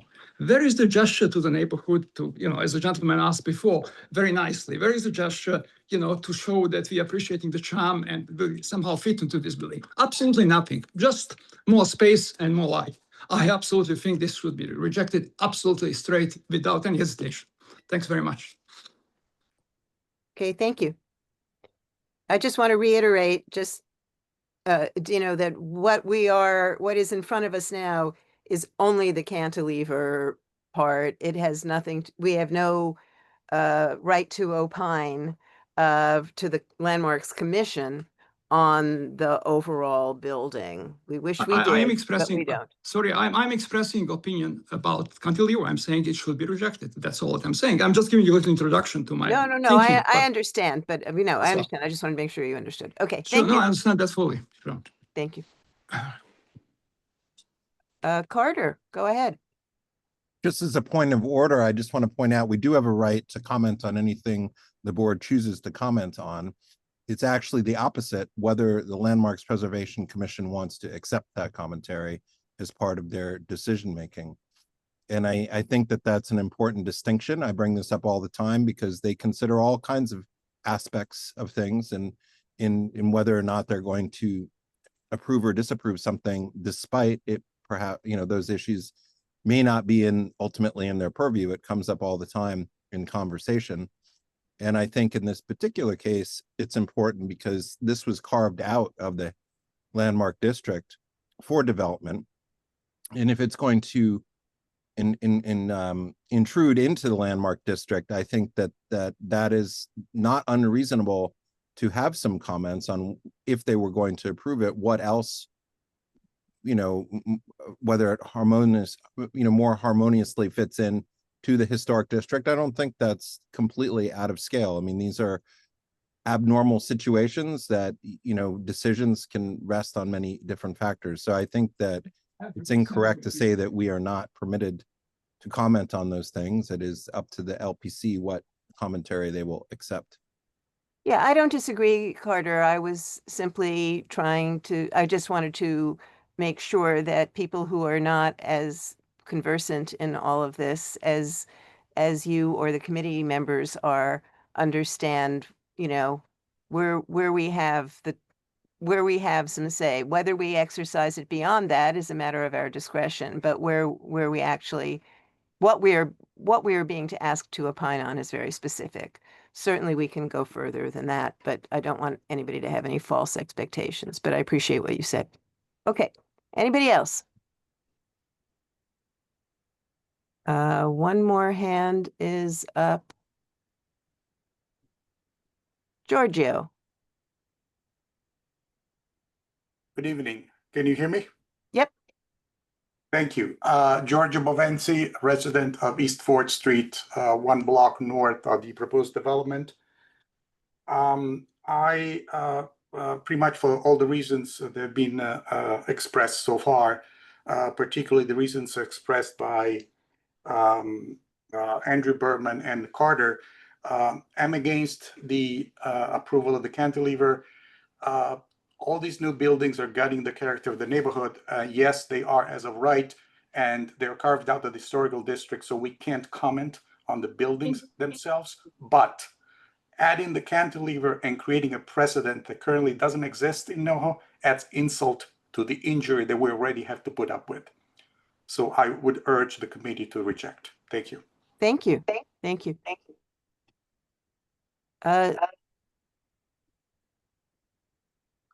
Zach, go ahead. Hi, yeah, sorry, can you hear me? Yep. Great, yep. Zach Weinstein, I do not live in this district. I hadn't been planning to comment on this application. Excuse me, Zach, excuse me for interrupting you, but I think you must have an open microphone on a second device. Yeah, no, I'm hearing the echo too. I do not have a second device. Huh.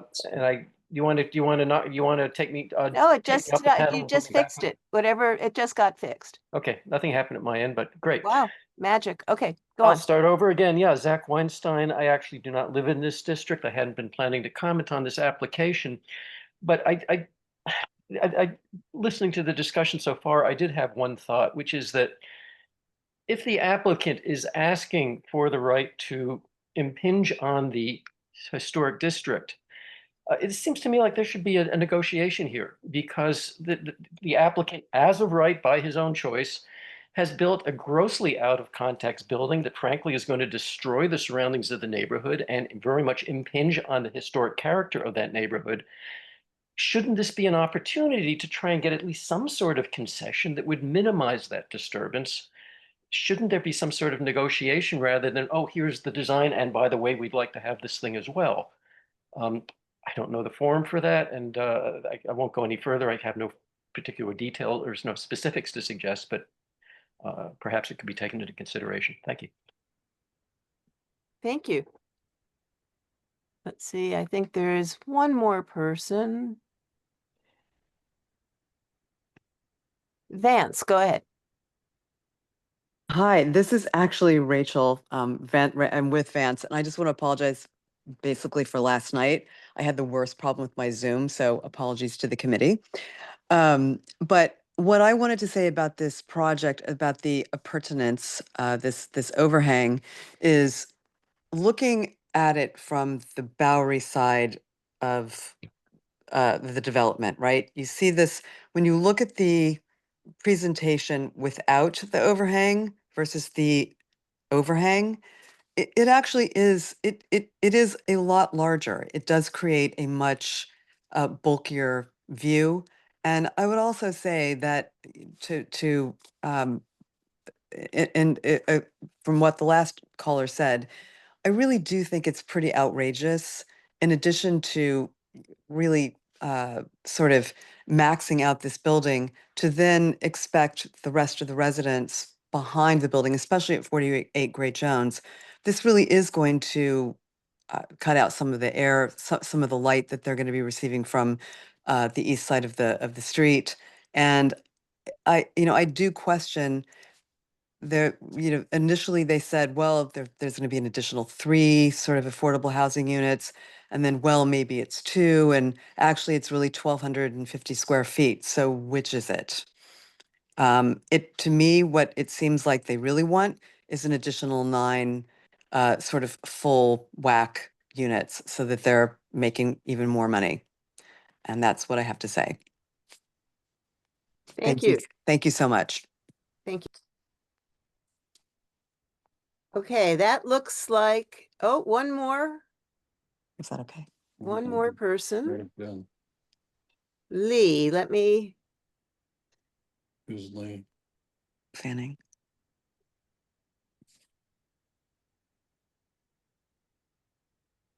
okay, Lee, go ahead. Hi, can you hear me? Yep. Great. I just want to say I agree with the last couple of speakers. Unfortunately, we're in this situation to begin with, which seems outrageous. That said, this overhang just feels like overreach by the developer. I live at 48 Great Jones Street. Our lives are being completely changed and some very much destroyed by the fact that we're being blocked in by this overreaching building, which is not appropriate for our neighborhood, does not at all, create harmony with the character that's already here. And I just want to say that the overhang is an overreach. And in the end, what happens to the 2 buildings below that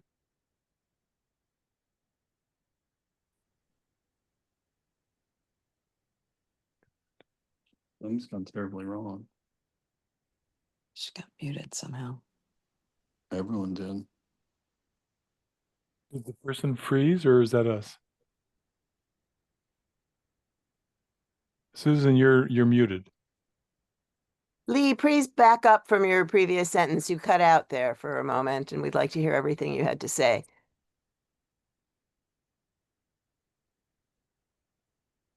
I believe we've lost the person, Susan. Yeah, I don't see her either. Oh, no, there she is. Yeah, and she's allowed to talk, so I don't know what happened.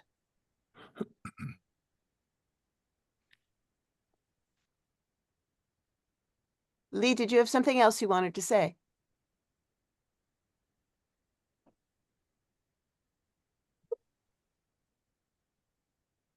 Can you hear me now? Yes, great. Thank you. I'm not sure what was happening. I just want to say I'm against the overreach because it's just the overhang, because it's overreach by the developer. I mean, come on. It's ridiculous. And what happens to the 2 buildings below that are landmarked? Weirdly, this corner was not landmarked, but land grabs be done. It literally, what happens to them, their ability, when they die, when they fall down, what gets to get rebuilt if there's an overhang there? Nothing. So the developer is just simply actually in perpetuity making sure that they have vistas and windows and air rights and all the things that they're literally taking away from our group at 48 Great Jones Street. So I oppose. This is all preposterous, and let smarter, more level-headed minds prevail. So thank you. Okay, thank you. All right, I think that's it. I don't think there are no more raised hands. So I think we can move on to the next proposal. Okay. Thank you to the presenters and to all the members of the Could public. and we just board. take a moment, Susan? Did you leave everyone up who has spoken? Not everyone, but most. Why? Okay. Could among those who are here who have spoken, could you please raise your hand if you're opposed to the application? I want to try to get a really accurate count.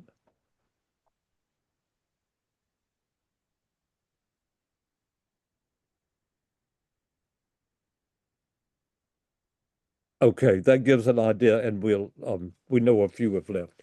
Okay, thank you. We'll move on now. Susan, if you could undo or mark all the people who have spoken who are not associated with the meeting.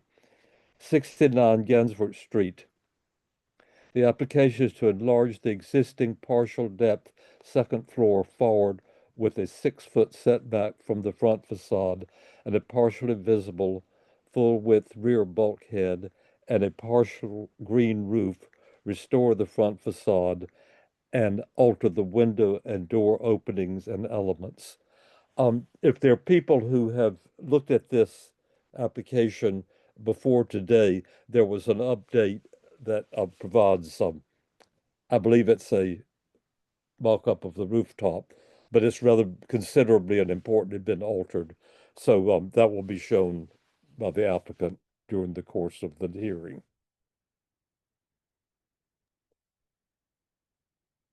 Hello, I'm David Bukovi, and this is Jordan Henry. We're David Bukovi Architect, and we're here to present that alteration to 69 Gansevoort Street that was just described. This building, just share our screen, and there.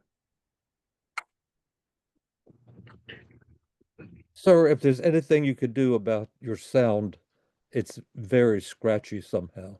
My sound is scratchy. I'll speak up. Is this more clear? Yes. Okay, great. So I'll just start again. My name is David Bukovi. This is Jordan Henry of David Bukovi Architect, and we're here to present an alteration to 69 Gansevoort Street in the Gansevoort Market Historic District. This building at the site dates originally portions of it from the mid-19th century. There was a 4-story tenement building at the back of the lot. We go to the shoot. Okay. There we go. Well, this is the site diagram showing the historic district, and the rectangle in red is our site. On the right is the existing facade of 69 Gansevoort, and it has an existing second story at the back. The existing building is a 1-story with the second story at the back. We can go to the next one. And that's the general site. There's an aerial view, and our building is in rows at the back, and you can see from this perspective the setback in this aerial view. I'm not seeing the screen share. Is it my fault here? You are not seeing our screen share? Oh. Are others seeing it? Yes, I see it. Oh. Has everyone seen it from the beginning? I'm going to go off and come back on. Susan, if you would just make notes in the meantime. Yep. I'll see if Okay. Okay, great. So we can go to the next slide. On the left is a photograph of the building from this period that I described, when it was originally a 3-story structure facing Gansevoort Street with a restaurant in it on the ground floor, and then a 4-story wood frame tenement or a 4-story tenement building at the back in rows. This photograph is from the 1940 tax lot photograph series. and it predates, of course, the period when this area was landmarked, when the historic district was created. The photo on the lower right is a photograph of the restaurant when the historic district was created in 2003. It says R&L Restaurant. That's the original sign, but the restaurant was very well known, beloved. Many of us have gone there. Florent, which sadly closed in 2008 after having operated since I think 1985. The facade you see in the lower right-hand photo when the district was created differs from the one on the left because they took down 2 stories in 1949, and the facade became a part masonry but part modern style with some polished aluminum paneling, 1950s style storefront, and of course the signage, which is still there. You can go to the next. And this is a photo of the rear of the building, which is a site of some proposed work, kind of a current shot of the facade, and a photograph of the roof of the current second story, which you can see a little bit in the photo there. Yeah. And we'll show the proposed facade. So the, again, kind of a mosaic of photos, the pre-1949 facade on the upper left, and on the lower left, we have the Florent restaurant with its awning and its facade. And on the lower right, we have the facade after it was restored under a certificate of no effect in, I believe, 2016. And after Florent closed, there was a series of retail stores there. And this one is of Madewell. Go to the next. Oh, you want me to just go back? And then just on the one above the Madewell photo is a photo from the 80s. And it shows the door. It's interesting. There's the door on the east side of the lot, east side of the building below the 69 address on the right. It's had a variety of identities. It was wood in the 1940s photo. In the 1991 photo, it looks like some kind of Home Depot pressed door. On the upper right in the 80s, it's a Luan, looks like a Luan interior door. And then in 2016, it was altered under the CNE to become more in this modern style. But though it looks historic, it doesn't appear to have any kind of original deep historical identity. We go to the right. And these are our drawings of what's existing and what we are proposing. So the proposed alteration of the facade involves deactivating this store and putting a fixed storefront window. To give you an idea of what's being proposed for the site, the retail use on the first floor is going to be maintained. Our client, the owner of the building, present owner of the building, wants to create a vinyl record store. And on the second floor, we would be putting offices for this store. The cellar would be mostly storage. And the roof would be a green roof, consistent with New York City Department of Buildings requirements for sustainability on roofs, which typically calls for a photovoltaic farm or a green roof to reduce storm drainage. And then we would have a stair bulkhead, but we'll get to that. So this elevation and plan shows the proposed facade alteration. And so this is some context for the neighborhood in the historic district. These are various alterations, additions to roofs that have taken place after the district was created, after the historic district was created. And this elevation shows our proposed alteration. The photo on the left is the existing south elevation. The image on the right is our proposed second floor extension. So we're proposing for the second floor a vertical enlargement because we propose going 2 foot 3 inches higher than the existing second floor. And also it's a horizontal enlargement because we're proposing moving out about 29.5 feet towards Gansevoort Street. We've been, and the element that you see on the very top is a stair bulkhead. You'll see in the renderings and 3D views, it's set farther back. It looks very massive now, but it's set much farther back, and the mock-up images will also help explain that. We've been working with the preservationists, so if we could just go back. Excuse me, and what is the height, the total height from the roof of the ground floor to the top as extended? Well, the total height, I guess, is 37 feet. 37 feet. Yeah, that's to the that's, you want to flag that dimension there? Yeah, all the way from the roof. Yeah. To the bulkhead roof, but to the sort of setback, it's a lot less. Yeah, you know, to the second floor, it's less. And if we could go back to the next one. And this actually, if we just go back to the first one, go forward. Yeah, and then you know, we've got some color images and renderings that we'll share with you, and just want to say that we've been working with the preservationist and the landmark staff on the materiality of this proposed alteration. So the windows of the second floor are kind of a steel casement construction, consistent with a sort of the manufacturing identity that the neighborhood had, as well as some of the other kind of second floor additions that have taken place in the neighborhood. The and brick is the principal facade material for the enlargement. And this is a view of the rear of the building. Oh no, sorry, that's a view of the facade. But we're cutting through it, and we're getting closer. We're going past the parapet wall, and we're kind of looking at that steel casement storefront, and that's cutting farther back. And what you see there is the stair bulkhead with FDNY path, clear path ladder on the left, guardrail on the stair bulkhead, and a screen for proposed rooftop AC condensers. We can go to the next one. This is the photo of the rear. This is the photo of the rear. The existing rear of the building from the rear yard has double hung windows on the second floor and AC condensers on brackets, and then you know, an access door to the yard.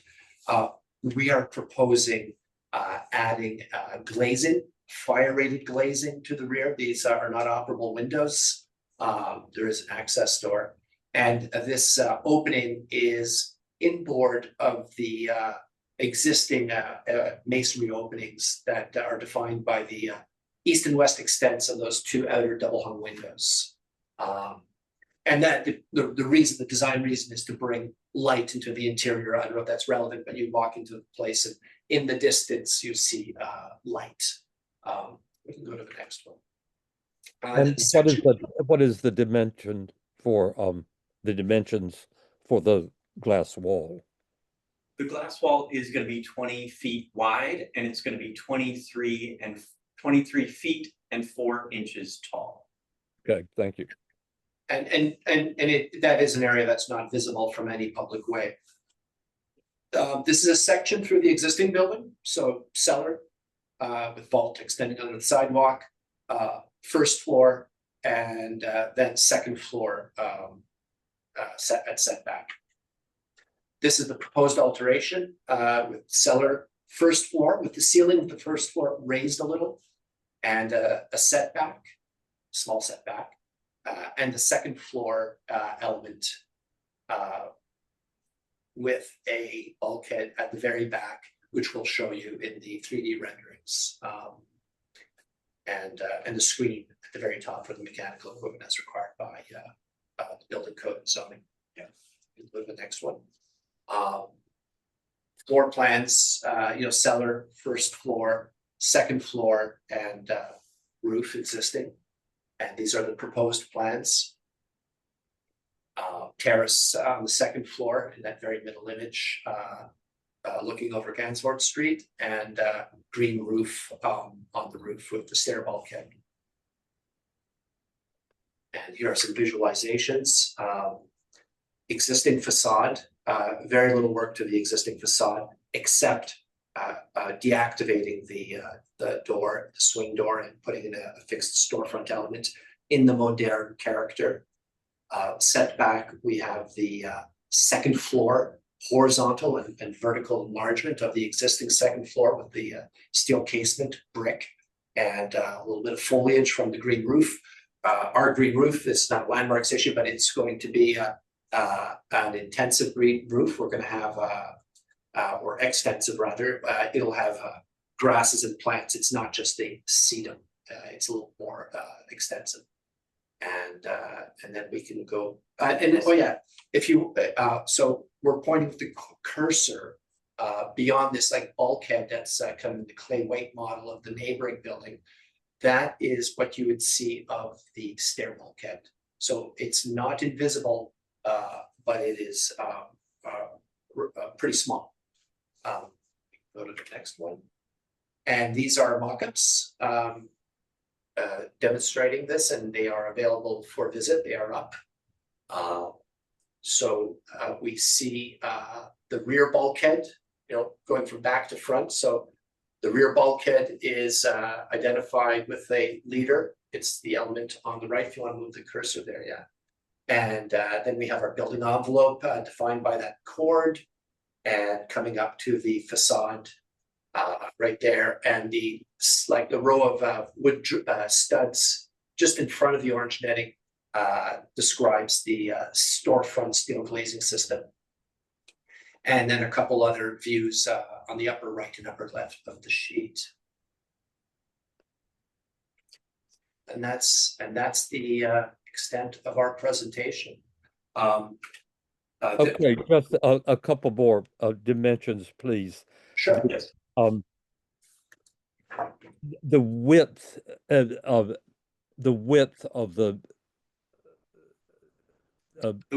Yeah, the width of the building is 25 feet, and that also extends to the bulkhead, which is 25 feet across too. and is are the extensions the full width of the building? Yes. Yes, they are. Okay, Yeah. this looks otherwise. Okay, Yeah, these are not setback for the first floor of the extension. The first floor extension, the setback for the it's 6'7". yes, 6'7". Yeah. How much? 6'7". And the upper one setback from that point. And then the bulkhead setback from there, we can all the way. Yeah, we can pull that up. I didn't hear the bulkhead, son. Yeah, the bulkhead is set back 60 feet from that second floor extension. 60. 60, correct. Okay, thank you. Yeah, and I wanted to add that there was a certificate of appropriateness granted in 2023 for an addition. Similar to ours has a different look. The one from 2023 had a Rhine zinc facade rather than the brick that we're using. There were some other differences. Yeah, we recall that one. Thank you. I don't have any questions, Susan, for now.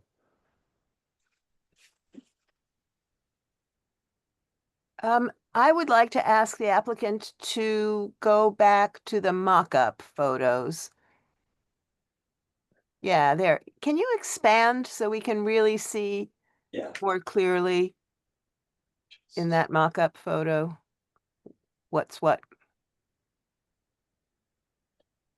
So here you can see the bulkhead right here. And then this corner is basically the top corner of what the building will be. That's the exterior envelope. So really the bulkhead will only be, the visible portion is only this little triangular section right here. Right. And then this whole section is going to be that second floor extension. Okay, got it. Thank you. Yeah. Brian, I know you had a question. Yes, thank you very much. This is such a drastic change from the original character of the building.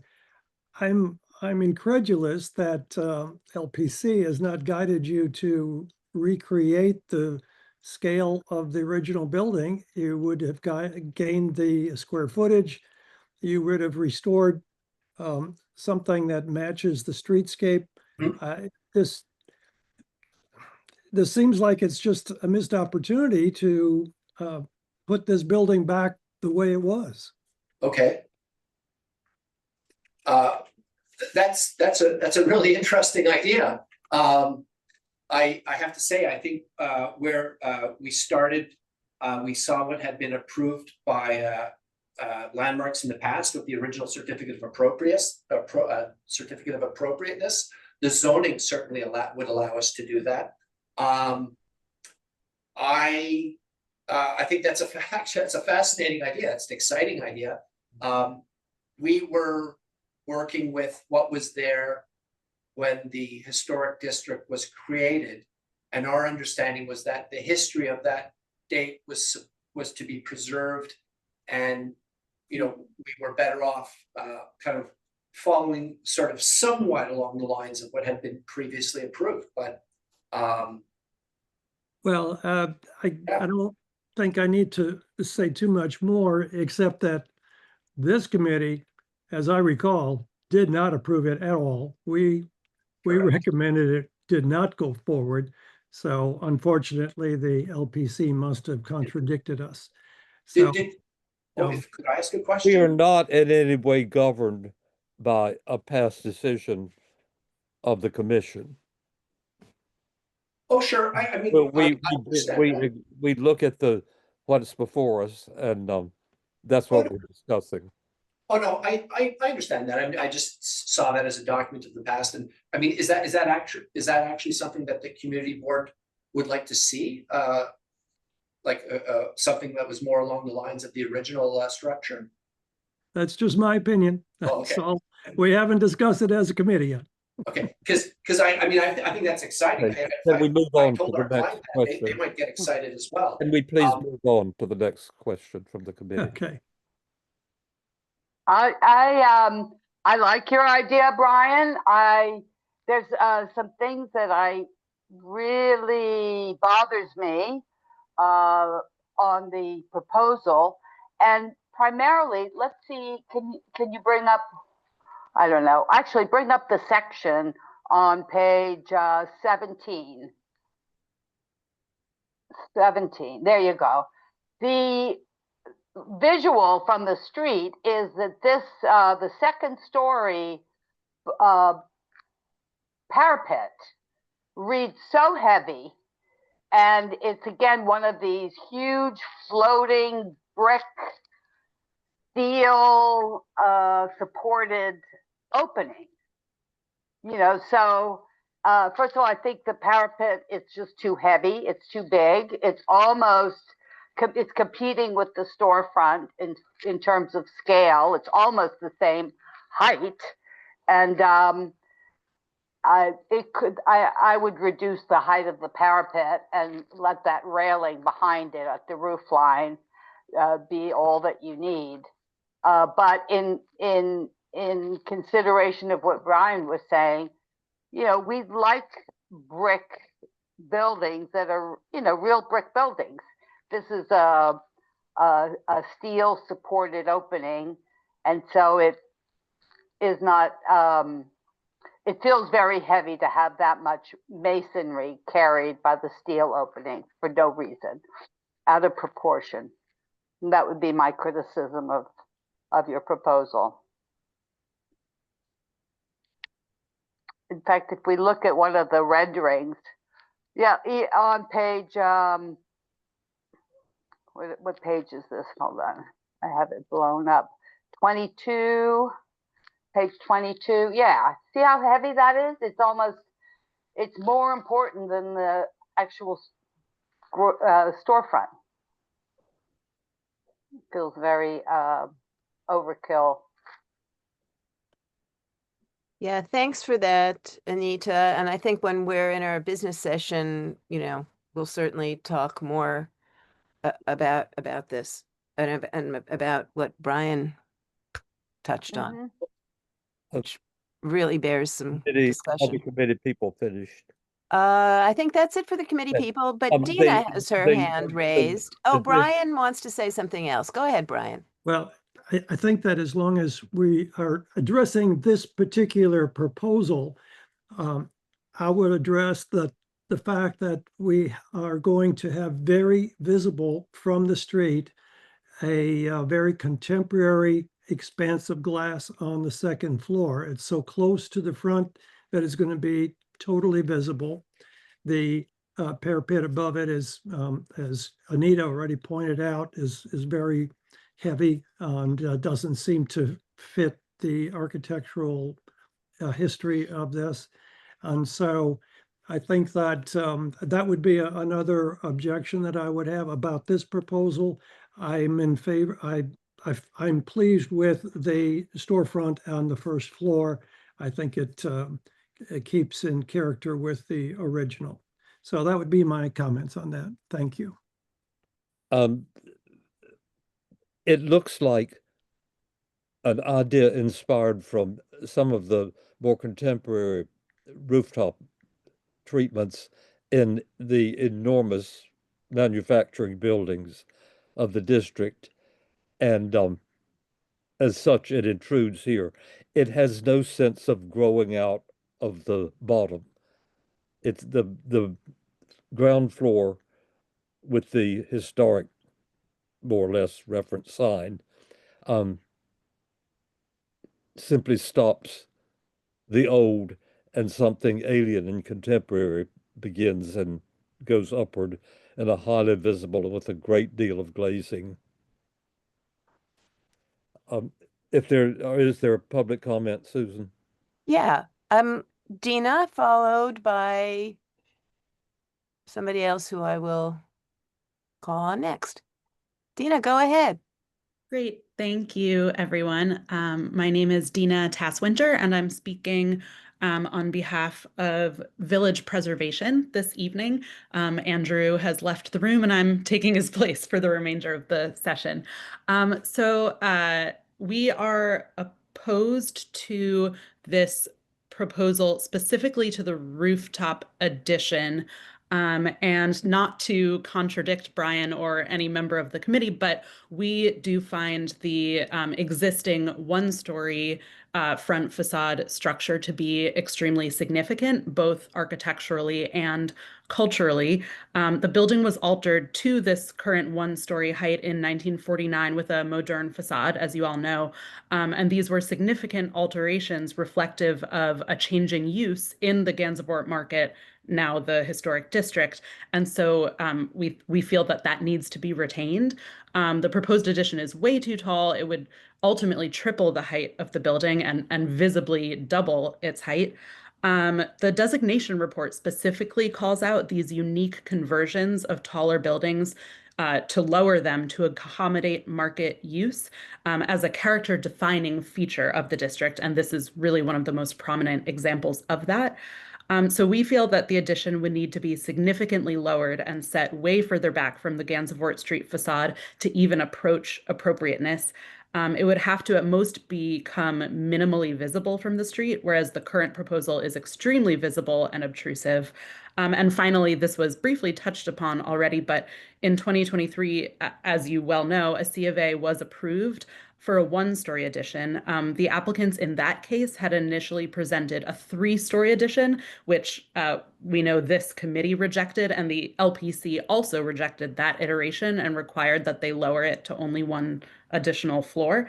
But even that one-story addition that was approved unfortunately overwhelmed the building, and I think the committee probably would have agreed with that too. And so at this time, we must absolutely not give leeway for an even taller structure to be approved instead. Thank you. Thanks, Dina. Go ahead, Zach. Yeah, hi. Can you hear me? Yep. Great. Yeah, Zach Weinstein, Save Gansevoort. I live at 92 Horatio Street, which is one block from the subject property. Got two comments, one relatively trivial, the other, I hope, significant. Starting with the more minor comment regarding the storefront facade. One thing I would suggest is that the transom over the far right window be retained. That transom is historic. It's present in all the iterations that we have seen. And right now the facade feels sterile and generic. It doesn't really seem to have, really reflect the neighborhood character.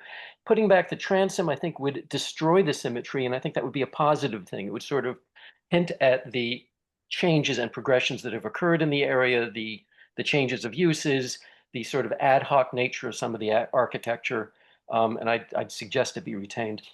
But the bigger issue than the storefront design is the size of the proposed addition. And apologies to Brian, with whom I usually agree, and I usually find his comments spot on and very perceptive.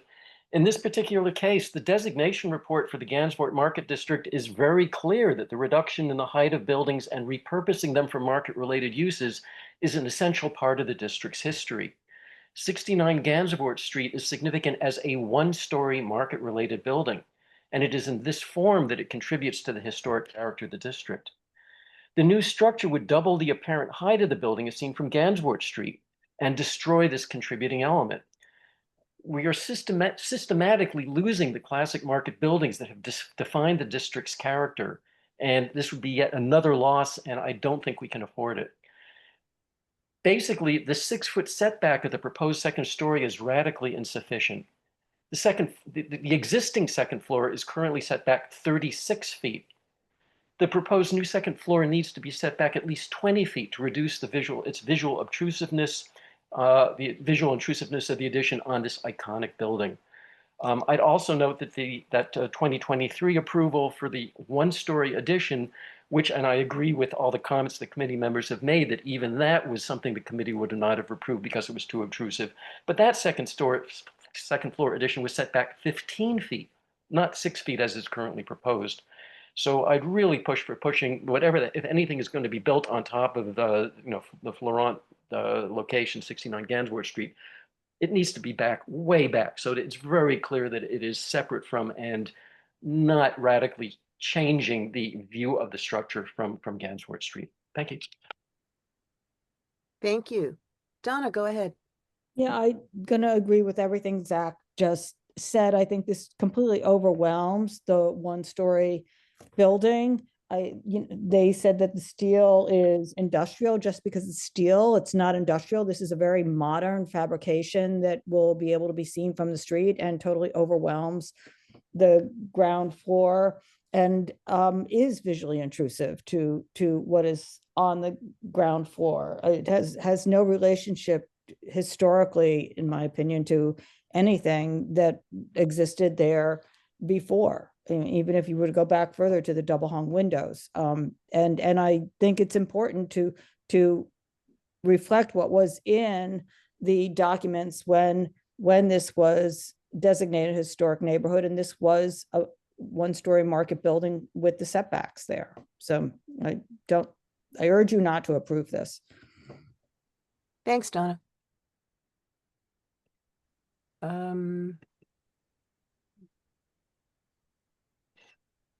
Is there anybody else? I'd like to say one thing about the history of the district and its changing, and how one of the absolute very few flat out reversal by the board of a recommendation by the committee was over a rooftop addition that was, to my memory, a 6 or 8 story building set way back in the corner, but it was visible. So the standards are quite high for visibility, particularly of non-historic looking rooftop additions.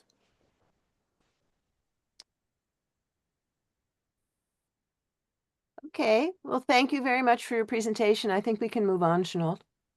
Okay. Thank you. Thank you. Sorry, would you give the next one, Susan? I need to step away from. Oh, I don't have it in front of me. Hang on. Okay, we're moving to 125 Grand Street. The application is to construct a rooftop addition. Jennifer, go ahead.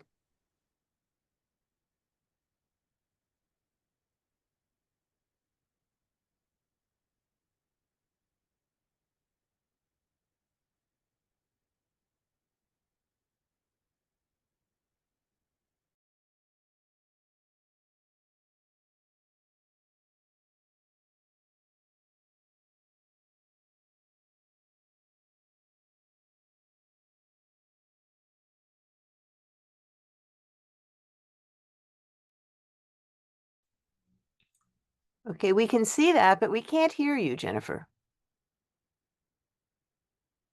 Can you hear me now? Yes, thank you. Thank you. Good evening. I'm sorry, I'm a novice at this, but I appreciate the opportunity to present to you. My name's Jennifer Lister Oldfield, and I own 125 Grand Street, which is within the Soho Cast Iron Historic District. Our proposed rooftop addition is modest, and we've approached it conservatively and with careful attention to the building and surrounding streetscape. We are not developers, and this isn't speculative, but rather for our private use. It's set back 24 feet. It is not visible from the street. We did assemble a mock-up which confirmed that it wasn't visible from the street.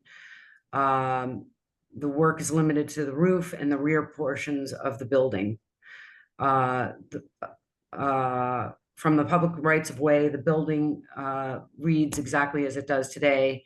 The historic facade remains unchanged, and the cornice continues to define the building's presence on the block. This is the block and lot.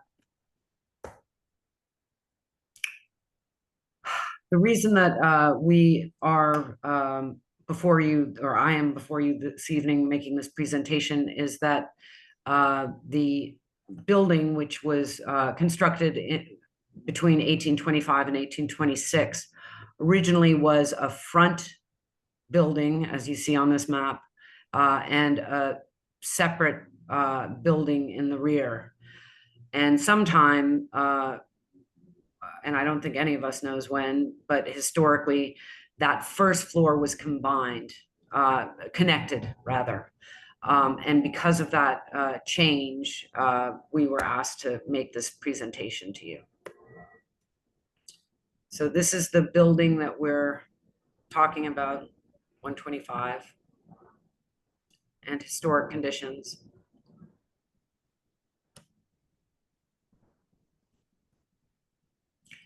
What you're seeing here, so this is the rear of the building, and what you're seeing here is the floor that was actually combined. The first floor is the only floor that is connected. And so the proposed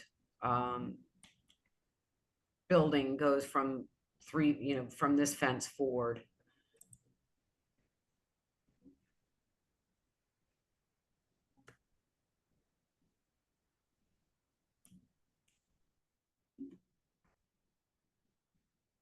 So this is the portion that we're talking about. It's the square footage is 16 feet by 16 feet 7 inches by 18 feet 8 inches. It's about a 309 square foot alteration or expansion.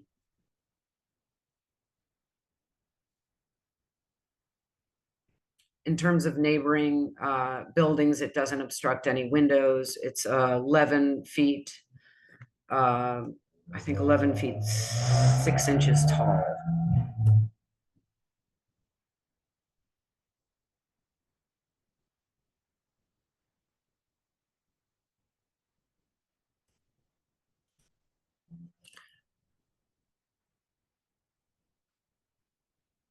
Windows would be done commensurate with existing.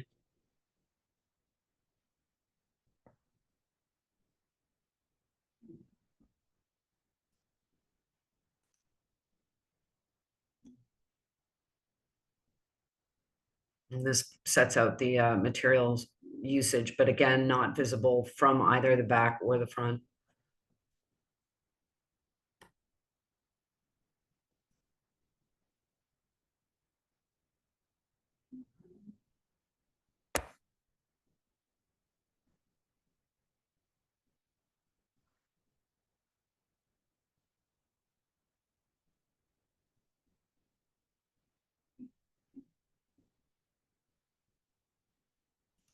This is the existing facade.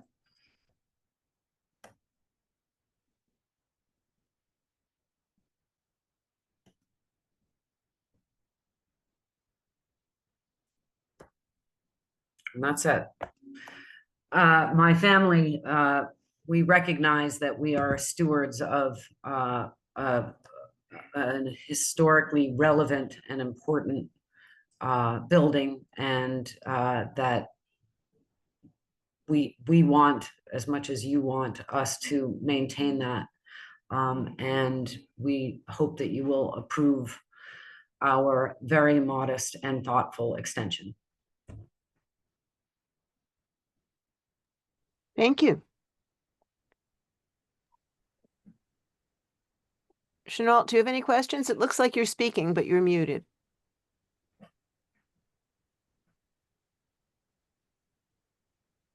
I have a question. Anita, you go ahead. I have a question. On Yeah. page, let's see. Well, it's the page that has proposed addition, 3D renderings, proposed addition materials. I'm not sure what page that is, but if you could go to, there you go. I'm very confused by this diagram because the red room, let's call it, the addition, looks like it's in the middle of your lot, not at the rear. That's because you remember that I explained that the building was two separate buildings, right? So our building is here and our building is here, and it's separated. It was only the first floor, the ground floor, that, let's see how I can best explain this. Okay, let's start here. So this is the first floor of 125 Grand, with the front portion of the building and then the back portion of the building. And on one floor, on the ground floor, it was combined, it was connected. So this is where the building has never been connected. You're filling that in with one floor? No, no. Our extension starts 3 feet in front of the fence that's here and goes here. So it doesn't affect the back. That's why no neighbors will see it either from the front or the back, because it doesn't affect the back portion of the building. And it's 3 feet from the existing fence and set back 24 feet from the street, over 24 feet from the street level, from the street side. Does that make sense? Yes, I see it now. Thank you. Here, you can see it here too. Yeah, but I don't know what I'm looking at here. I had no idea. It's confusing. It's looks like the connection at the ground floor and the back house, and we're or maybe we're facing the Grand Street here. Is that right? Exactly right. We're facing Grand Street here. So the proposed structure, it would start 3 feet in front of this fence and go forward. Okay, great. Appreciate it. Thank you. So that it's not visible is number one. It's not visible, and you know, it's the mock-up has been inspected. It's not visible. What is it faced with? What materials are you using? It's sand course and Chanel is the fabrics that we're using, based on our wanting to make it as visually simple so that the historicness of the brick, and you know, it's as subtle as possible for us, for our experience, for our. What is sand coarse? I don't know what that is. It's supposed to be, what I understand from our architect is that it's sort of a sand colored material that was selected because it's durable and neutral. So it's a panel or tiles or? I think it's a type of like stucco. Okay, good. All right, Chenault, you were speaking before, but you were muted. So I'm sorry. Yeah. This is I believe these are manufactured materials, are they? I think they Not are something that you slab on like plaster. It's a piece of, like a tile of it. Is that correct? I thought it was a process. I thought that it was actually finishing. Like Is the architect not available here? I guess not. was not available. I can certainly get the question answered. On the drawing, there's a draw. Oh, I am unmuted. Good. Okay. It says 1-inch stucco veneer. So that sounds like it's a stucco. But it's really not clear. We don't, sand coarse is really just a texture almost. We don't know what it looks like other than that. But it could just be a stucco. It was explained to me as a stucco, and if there's a question for me to ask, I certainly can do so. I don't think we get much farther with this, so could we go along? Okay, anybody else? Brian, do you have anything? Just to ask, what kind of windows are proposed? They were gonna, I know they were a Marvin window, but that they would be a wood window, which would match existing, commensurate with existing. Thank you. Okay, is there anybody? Oh, Ronnie Wolf has a raised hand. Hang on, Ronnie, and I will give you permission to speak.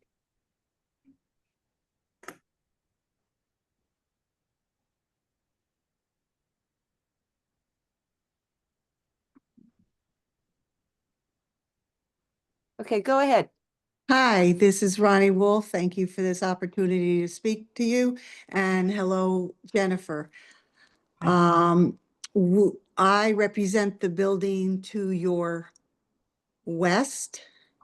And although your new addition, which is modest, you can't see it from the north or the south, you actually can see it out of all of our bathroom windows. So there's a couple of questions I have for you. And that is, the first one is, I did send a photograph to Chenault about your addition covers about 1 foot to 2 feet of our retail spaces, heating, air, vent. It's the curved item that you might have noticed on your roof. It kind of comes over your roof. So if you had set your addition back just a bit, it would clear it. So one of our concerns is their intake and go back to that red picture. The picture with the little, that works too. But if you were to set your addition south a bit, you would clear that vent.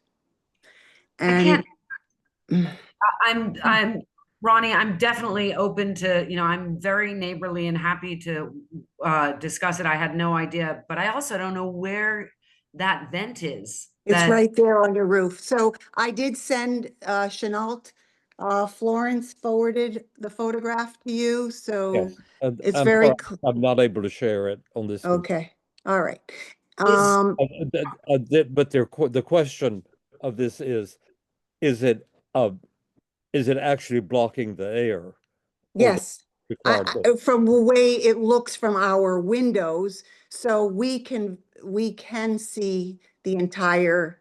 No, I'm talking about the it's not up against your windows. There's space. No, it's against the vent. So we have an air shaft. The windows. Okay. There is space between your windows and the addition. Is that correct? No. So between her building and our building, there is an air shaft, and up the side wall of the air shaft. Okay, is this the vent. question is and the vents extend over the building. Over her building, yes, and directly Can you explain alongside why of they're- her addition. Can you Yes. explain why they are intruding, as it were, on the space over the building next door?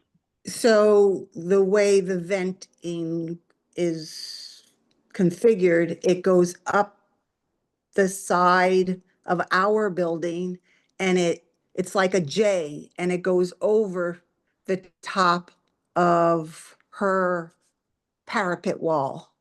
Is there a And reason that it can't go straight up? it's been there a very long time, No, so I have but is no there a reason idea. it can't I go don't straight- know. But I do know that it's for her sake, if she appears to have space on her building, if she moves it 1 foot, and she hasn't built anything yet, to the rear, it would clear it. My second question is there any plan to use the decking in front of your windows as outdoor space? We haven't discussed that, no. It hasn't been a discussion. We're looking for more living space. We're looking for living space. So there will be no windows then along your western wall then? Our western wall, no. You know, So I see windows in the front and I see windows in the back. Are there Correct. any windows along the side? No, no. Mhm. That's good. Okay. I We'll have mean, to do in the resolution, we will mention this and the necessity of working out some arrangement Right. about the ventilation. yeah, And it's great. certainly, We'll take care of it, the resolution. I think we understand. Jennifer, I appreciate the modest addition. It looks good. I'm not looking for problems. I'm just, Okay, we need not have a big discussion about it now. It's simply to understand what we need in order to do our work with the resolution. And if there are no other points, I believe we should move on. Okay, there don't appear to be any other hands raised, so I think that's that. Thank you very much. Thank you.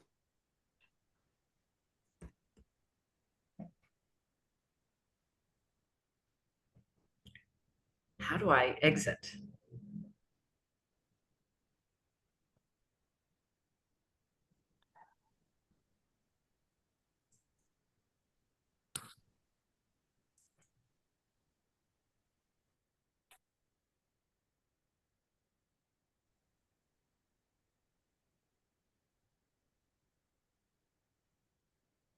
Are you there? I'm here. It looked like it was frozen from my point of view. We're then, I understand, ready for the business session. Is that correct? Yeah, I'm trying to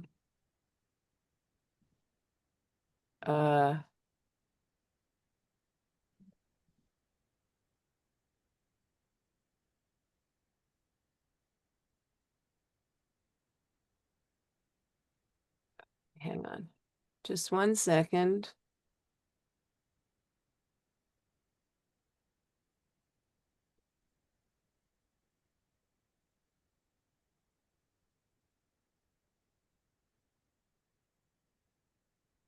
Okay. Oh.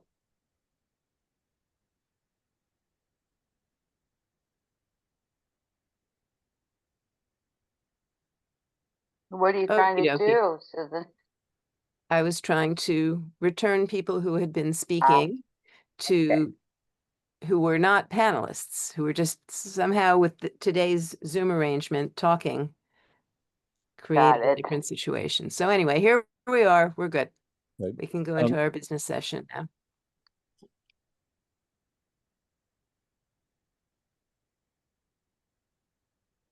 Where are we starting? I have to move my notes to another computer. Can you just start the discussion of the first application.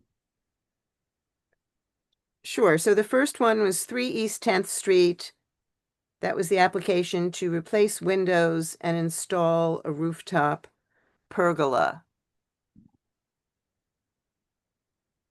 There was concern about visibility from the community, and there was also concern about the fact that that mechanical louvered system, when it's in its closed position, creates obviously a solid, which is visible from 11th Street. So what do people think about that?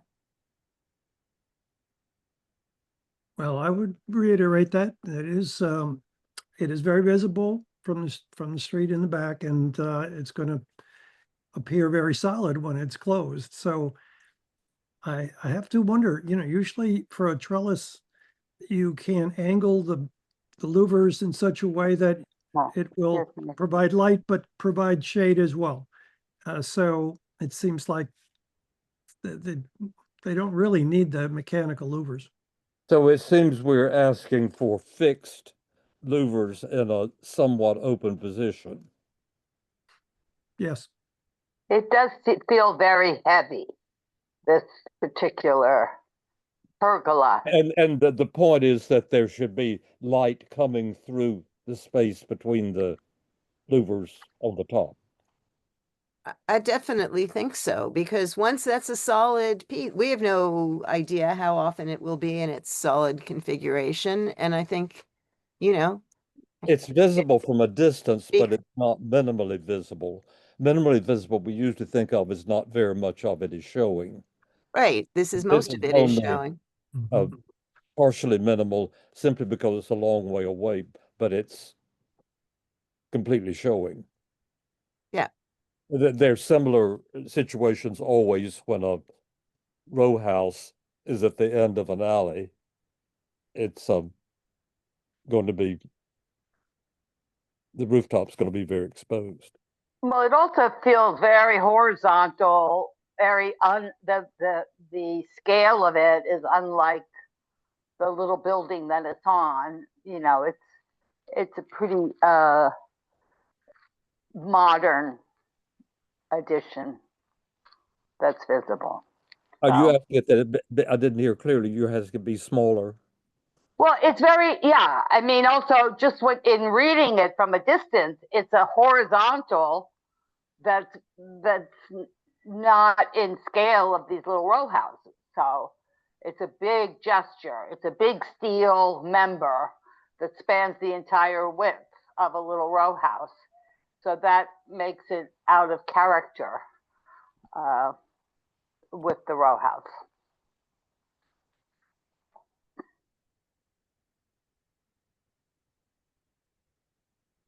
It becomes in a sense, a rooftop addition without walls. Yeah, and that's how many rooftop additions start too, let's be honest. And, again, this is a highly visible one, so. Yeah, it just seems very heavy-handed to me. Are there other points on this? And we're all agreed. Yeah. Okay. King Street.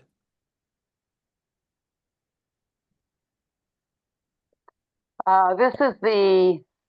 It was a little bit haphazard order. Let's do the gate first.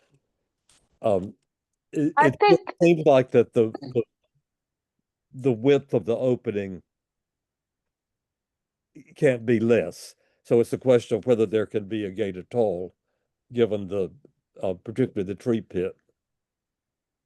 I think we should ask for all future applicants that if they are doing something that's swinging out into a sidewalk, that we should have a strip of the sidewalk rendered. We're here in, it feels like, La La Land. Oh yeah, it's swinging open. It's 42 inches, which is big. It's a big, big swinging gate. And meanwhile, when I was looking at the pictures that Pete Davies sent to us, there's a huge tree pit it's almost the entire width of their property, which is, I don't know how close to this gate. So we have a very incomplete picture. And I think that that should be required to render the sidewalk and the tree pits and the wickets and whatever else is on these tiny, tiny sidewalks. Yeah, that's a great point, Absent Anita. that, can we say that there needs to be adequate clearance to the tree pit? Because that's what it would prove. What's adequate? You only Yeah. kill half a person? Does that mean that a person needs to be able to walk between the open edge of the gate and the tree pit? It depends. I mean, that's why it should be provided. We have no idea. What about sufficient space for passage when it's open? Very not legalese words, sufficient, appropriate. Those are tricky ones. I understand what you're saying. Yes, I guess Anita, so. could you be a little less close to your microphone? Okay, sorry. I'll Yeah, turn it down. Yeah.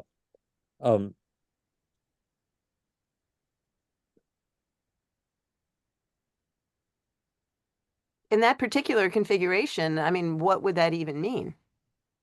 It would mean you can't have it if there's not enough space. It can't be more narrow because there's Right, but that's what I'm reasonable. saying is then basically would that mean that these people who, certainly have reason to want a gate can't have a gate at all? They could have a smaller gate. So then I would see, that's right. So I would suggest that we recommend that there be a smaller gate. Yeah. And I understand, I have groceries too. There was a time in my life when I had to deal with a stroller. These are, realities of city life, and there are ways to deal with them. So it needs to be sufficiently small to allow adequate passage between the open gate and the tree pit. That sounds good. Brian, you look like you want to say something.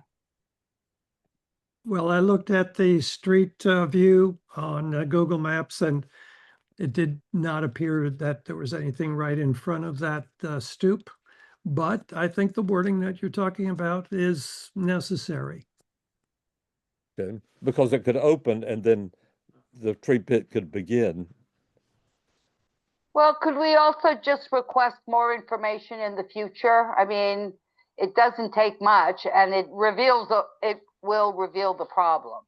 Okay, if the applicant's still here, if you could explain about the tree pit and its positioning, and well, in the meantime, No, I think it has to be drawing. It should be submitted in the future. I don't know if this one is the one, but okay. Whenever people are doing there's something. time, yes, because we can ask for it from the morning when it should come.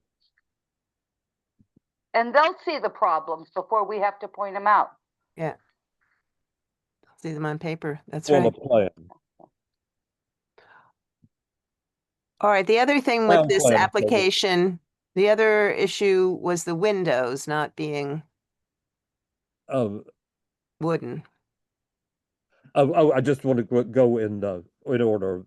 Oh, okay. Sorry. The replacement of the degraded lintel is okay, surely.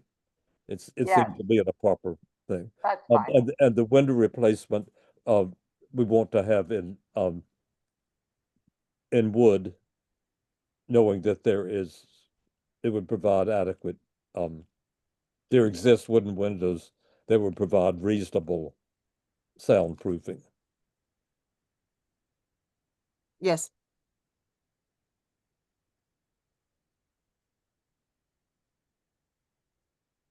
And we know that they usually have thicker mullions if they're triple glazed.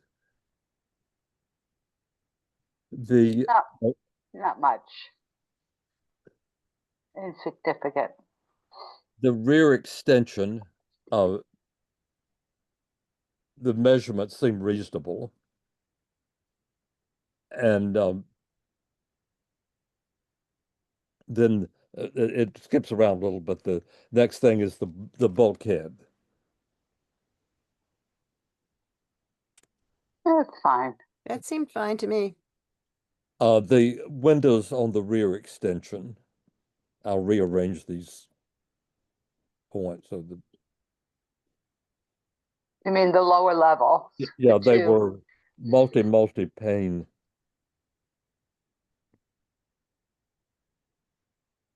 Large, if not full width. After they respected the outer edge of the punched windows.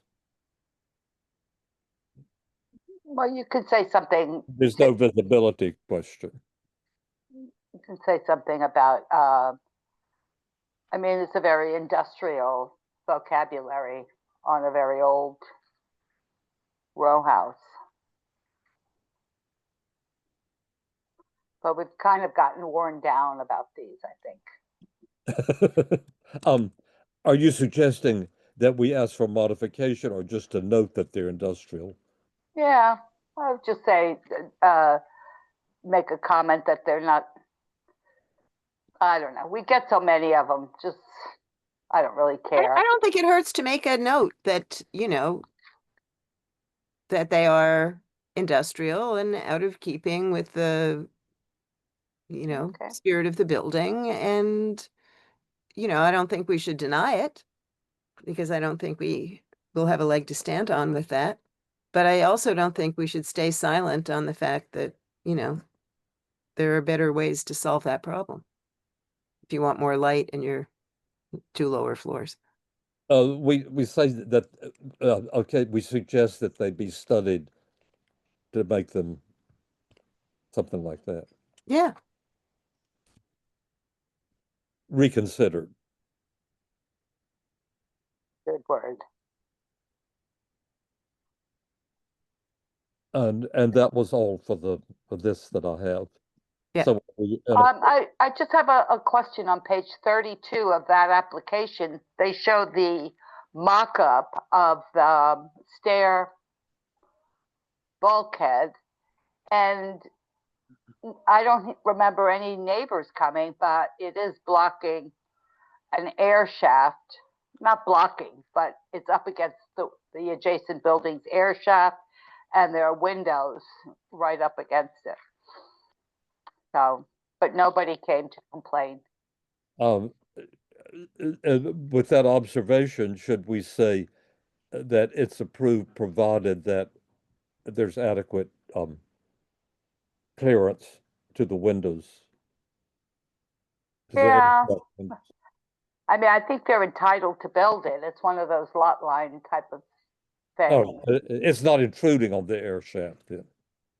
No, it's just up against it. It's just making it. Well, that's what's going to happen with the last application we had as well. So yeah, okay.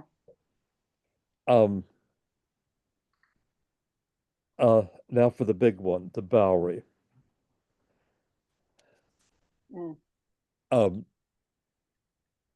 I hope that I clarified a lot of the chatter about the trade-off business, that there is no reward, as it were, from the two buildings in the historic district point of view, or the historic district as its own, and the social payoff is a certain number of square feet that I wrote somewhere.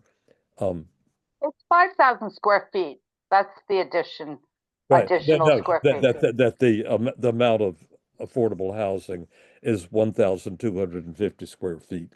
That's what they're in a sense paying for their good works, for the good works thing. So the whole thing is 5,000 square feet. There's of course not a lot on any one floor. It's the stacking up that makes it so much. There was, among the general comments, there were good points on both sides. And what do we think now, based on all that that we heard. Well, I will say that I feel strongly that I do not support this cantilever for various reasons, but especially because of its potential, because I don't think that I want to support something that creates a precedent like this. Others? I think the general consensus was people do not like it, do not want it. Think it's, don't cry for me, Argentina. Let's make our building even bigger. So I think the overall feeling was to deny it. I mean, the public is largely opposed to it, clearly, for very good reasons. But there's the current community reason. But I really think we have to very seriously consider the unknown precedential potential consequences of approving something like this. And I'm really uncomfortable doing that. If we think this is marginal, if we were to say, if we were to approve this, saying that it's marginal, where does marginal stop? Well, exactly. Exactly. And a precedent of not approving cantilevers over historic buildings in this kind of a situation will essentially reduce that to a black and white issue. Which I am in favor of. I And also think that we that should look. if we, as Carter said, we talk about it, but we don't consider it.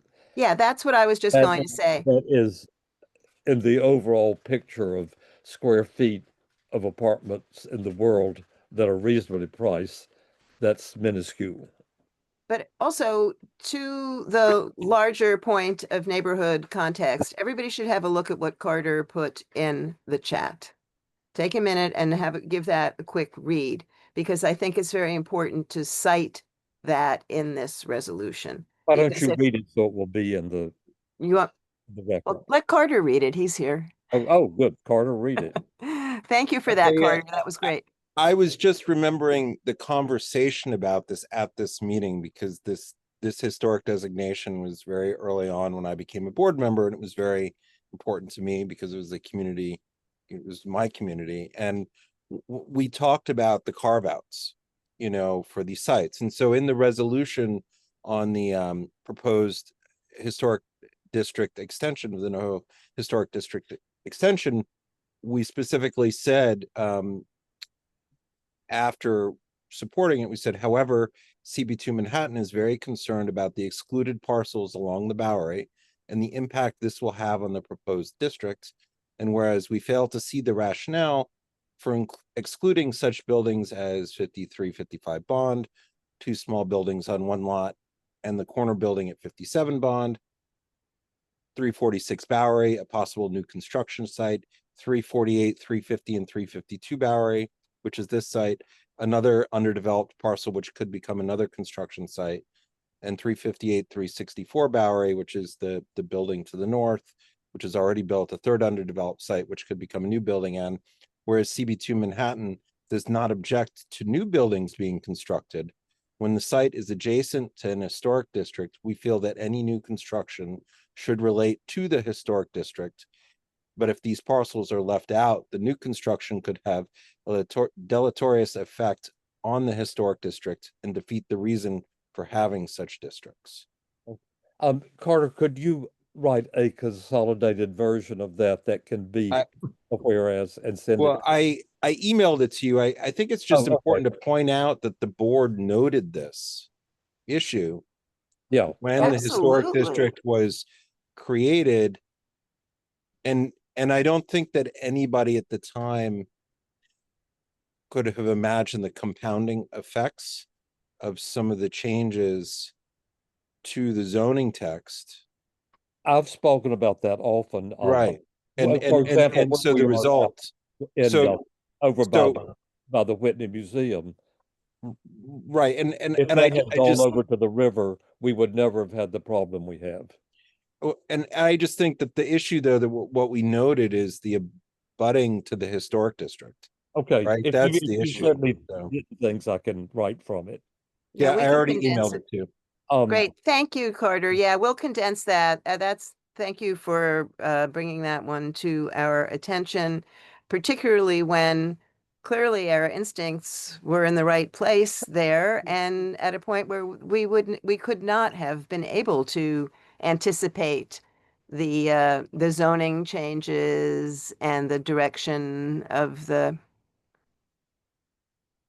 political will of the city during various administrations and all the rest of it. So yeah, it's great. We'll definitely fold that in. Okay, so I have to admit that, you know, I've disagreed with many of the rezoning changes.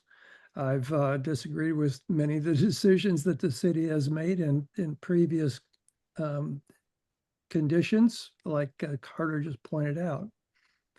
In this case, of course, we could deny the cantilever, and I do not see that it would, let me put it this way, I don't see that the cantilever is in any way compromising the smaller buildings next to it. You know, that's my personal opinion. And second of all, it's not going to change the impact of the building on the community or the historic district. So I'm weighing what we can do as far as our denial versus what is going to get built one way or the other. And so well, we'll have I don't have a compelling reason to vote against it, to put it that way. It is. Well, Brian, I totally agree with, you know, the fact that, you know, this 8-foot cantilever, you know, that we've got this behemoth that is just so totally out of place and so impactful on the overall character of the district. So it may seem trivial to then say, but those 8 feet matter. And I understand that point, but I really, we know how this works. And we know, you know, give them 8 feet, they'll take 80 feet, you know, the next one will, you know, and my concern is truly not so much this particular one as it is the fact that there is no cantilevered situation in this district. So there is not a precedent for this. So we are setting a precedent here. And that is what my concern is entirely about. If there were one, it wouldn't be historic. Right. Well, That's a modern vocabulary. As far as the precedent, I want to be clear that you were agreeing with the denial and you've said these things. Is that what you said? Who are you talking to? Brian? I can't vote against this proposal for cantilever because I don't see this as a precedent. Okay, because, so you're not agreeing with the denial of it. That's right, because of okay. Each individual application will be judged on its own merits. If there is another application which has a more egregious cantilever, it can be denied. I don't care what we do this time.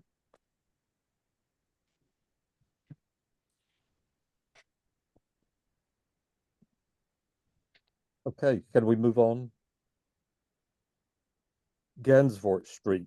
Well, Anita, we don't, I'm not sure where Anita is on this. Yeah. You want to say something more? I had one more comment on this, and I think that there's an item that's missed in the previous CB2 position on this. And that is that the concern was that the development adjacent to the historic district, that it relate to the historic district. And I think that one of the key threading of the needle here, despite even if the board's recommendation is to not approve this and it is approved over the objections of the board, then perhaps the new building should relate to the historic district because it is becoming and crossing over into the historic district. And that was the beginning concern that the board had when the historic district was created. So I just bring that up because just the other night we heard an application for a building on this same block that did make some attempts to become part of the historic district. And so I think that if we have carve outs on blocks, that we should always be asking that they relate to the historic district. And that could be broader since it's not fully required, but that they have a better positioning into the historic district. So I'll leave it at that, but I did read that that was the, you know, a position that the board had in the past regarding all these corner sites that were cut out. And I So agree then with And Charlie. that in that case, for example, a building with considerable historic reference, and these were oriel windows overlooking, we would look favorably on it. I think, I wish we had that power to say, well, we'll accept the cantilever if you design the building to have more historic reference to the character of the block. Well, I it's a don't really think we have it, interesting. but I don't think we I do wish either, but I think it's worth considering adding a whereas that, you know, that addresses the fact that given the fact that the building has made no attempt to respect the surroundings, there is no reason to approve a cantilever in a building that doesn't respect the district around it. And it would presumably have a respectful cantilever if it were historically respectful. Yeah. Did I say that well? Yeah, and in terms of that detail of the cantilever, if we were just looking at the detail of the design, I think they did some nice things about how it comes down at the bottom and is articulated. I've seen a lot of cantilevers where they're just sticking out there and it looks like a bare ceiling, you know. So this they did a little extra on this particular cantilever, but the whole building needs to be looked at more carefully. Just a moment, I'm writing.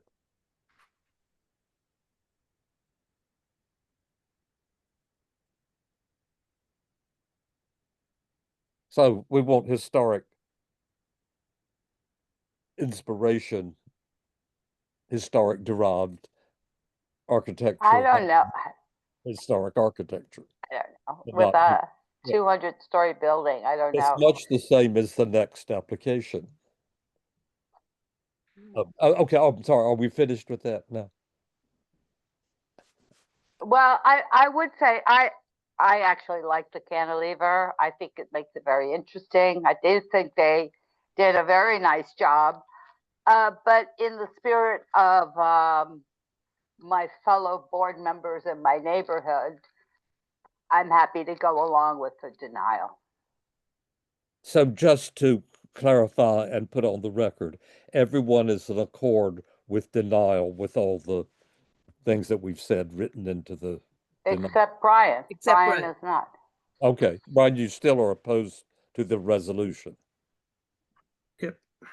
If Okay. we've added wording, Chanel, to your resolution that says that denial with the emphasis on what we would like to see revised for the historic character, then I could go with that. Okay. Great. Great. And I also think that really fortifies the point that, you know, can't just come into a historic district, even though you're technically not part of it, and just do anything. Yeah. And ask favors. And want something. Yeah, so that goes back to what Because Zach I Weinstein asked over was and over what the payoff was, and there's not one. If it, and then right, and the to whole put one example, affordable housing thing was very squishy. the cantilever over the Art Students League, they got a great deal of money for it, and they were able to take care of their building properly. Yeah. So there was Yeah. there was a landmark payoff because a landmark building was improved. Right. It's much the same with air rights. On 53rd Street, arguably the new apartment building in connection with MoMA is not of any historic character, though it doesn't need to be for the district.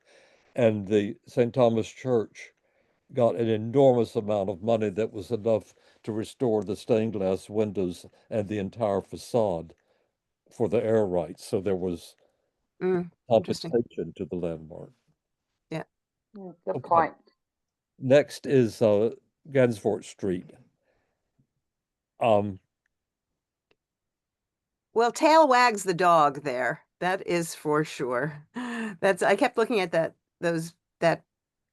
proposal and I was just like, tail wags dog. I mean, this hugely visible, aggressive. The building was ignored. A rooftop addition that somebody thought to build was just put on the building. It was like rooftop additions are us, style modern, plopped down on top of Florent. There is no sense of it relating to the lower part. I found very interesting something I knew but didn't remember about the historic reason that it's a low building. Yeah, that was interesting. You know, I need to explain myself on that issue because I think that my interpretation of the designation report and the excuse for allowing a building to be mostly demolished so that you just leave a ground floor for some very subservient or very utilitarian purpose does not make historic precedent. And I think that we are losing the rest of the history when we say, okay, if you mostly destroy a building, well, then that's the way it's got to stay. I don't go along with that at all. I believe that the entire history of the area and the entire history of that particular building needs to be taken into account.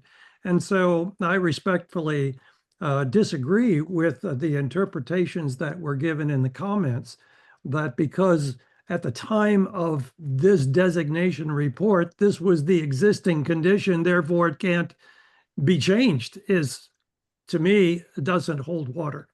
And so I always go back to the original building. I always go back to the original history and not be bound by any one particular point in time. But in terms of this particular edition, that doesn't really. What is your position on this particular edition? Well, I stated it that I believe that I don't like the proposal. I didn't like the previous proposals. I believe that restoring the character of the building to what it was originally when it was designed and built for this area is an appropriate approach. So you wouldn't be in favor of this proposal because it doesn't do that, right? Yes, I would deny. Force is something that's unsuitable. Now, we kept talking about the setback. Can I just add something to what Brian just said? Then we'll go to the setback. My understanding of the landmarks law is that you can restore it to any time that in the past. It can be at the time of the designation. Yeah, it can be at the time of when it was initially built. It So I particularly think, applies to row houses that were in Victorian times, fancied up. yeah, so it's the same here. It's like, yeah, you could go back to its days in the 40s, whenever those photographs were from, the tax photos. I think that's a very reasonable approach, and I think it would look nice instead of this very heavy, awkward rooftop, addition. Let's So, get yeah. to what we're going to do about what's been presented. I'm just going to interrupt for 1 second and say that the tax photo is from 1940, and maybe everybody wants to have a look at that again, because, it's worth looking at. Yeah, I mean, I think Brian's right in that it doesn't have to be, and it's impractical. One-story building is not something that could be protected indefinitely if somebody wants to build more. But yeah, the 1940s, I'm looking right at it. It looks very, very oldie-timey.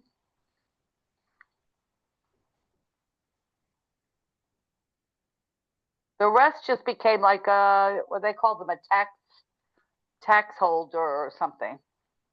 Susan, is that page 6 you're referencing? It is Yes. six, The original yeah. on one side and Florent with umbrellas on the other. Yeah. Yeah. Yeah, that's what it was. All right. Well, anyway, I don't think we like the project. Let's get to it. Yeah. What are we going to do with what we have? It's too visible. It's not in character. It detracts from the existing. I do believe this is one of those cases that we have to ask that it come back. That the revision come back. Yes. Because we can't possibly say this can be reduced so many feet from the front. I totally agree. No, and just the whole and balance we still of want it. it to have some sort of relationship, no matter how much or little it's visible. Well, it's too visible and it's too out of character, and it feels very heavy.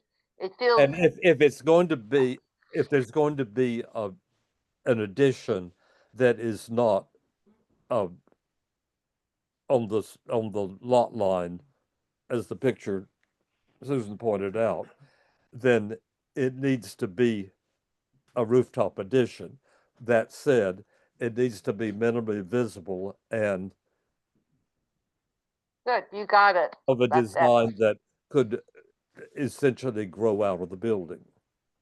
And if it's going to be maximally visible, there's a logical thing to point to for what that can be. Right. And we always comment on rooftop additions, whether they're visible or not, of what they look like. Yeah, this one didn't get it. Didn't understand the assignment. It just was. Yeah. I Oh didn't my think that God. offices need to have so much space for that size store that sells records, because I felt that wasn't us, but it looks like maximizing as much as they thought we could squeeze out. Well, that's America. That's New York. That's one thing we can be sure of. Will always be the case. It just needs to still be Florent, and then we could go there late at night. Seriously. So we've made it. We have one more, right? Yep. 125 grand, I guess it is. Yeah, it's not visible, and we want to.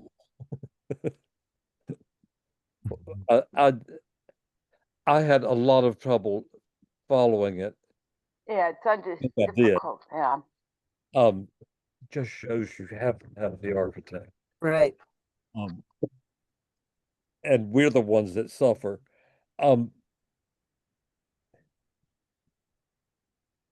We need to talk about the exhaust next door, but that's a minor thing. the mystery is You why know, on that point, I thought the notes on the drawing, and it seemed like the drawings themselves were done by the architect. There was even a bit of a title block on one of the drawings, but it was a little hard to read. But there were notes about the relocating or extending those vents and those ducts. I think that's all been taken into consideration. It's just that the owner didn't, I mean, the owner's not going to get into the mechanicals. You can't expect that. So I think I don't think it's an issue. Okay, well, since the neighbor mentioned it and that it's been considered in the drawings. Yes.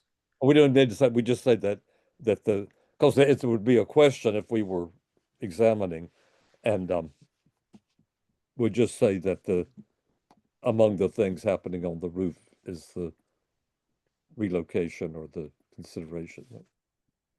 I think they have to first see if they even have to. I mean, you know, it is their property, and the air is still flowing all around. So as long as there's not windows right out in front looking right into their bathrooms, I think they're going to be pretty happy. But I don't think it's a big problem, personally. And the placements seem to be carefully thought in order not to be visible from either side, since there's visibility from the back of the area. These were very nice neighbors, very nice people, really did not exhibit the usual aggressiveness that we come across. So I think we're lucky on this one. Yep.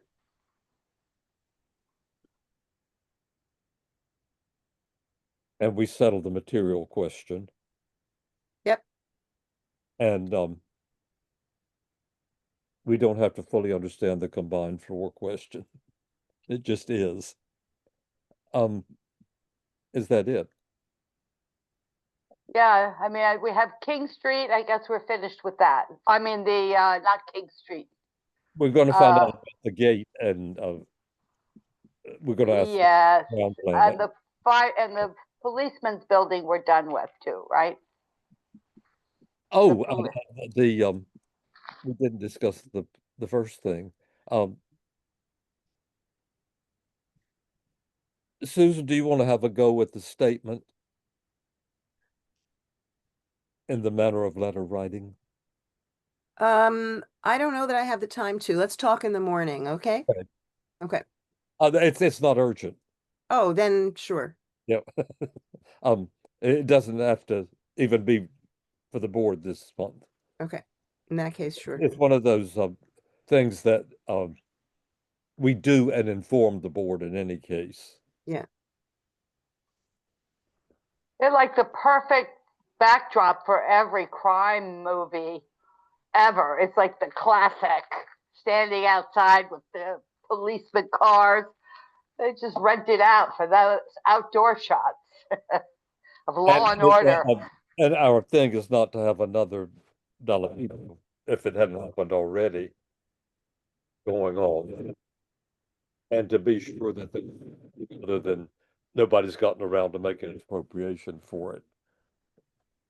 It's certainly worth a little investigation as to what is It really. needs a lot of money. That's what it needs, a lot of money. And the things were the preservation. And Andrew suggested the best use.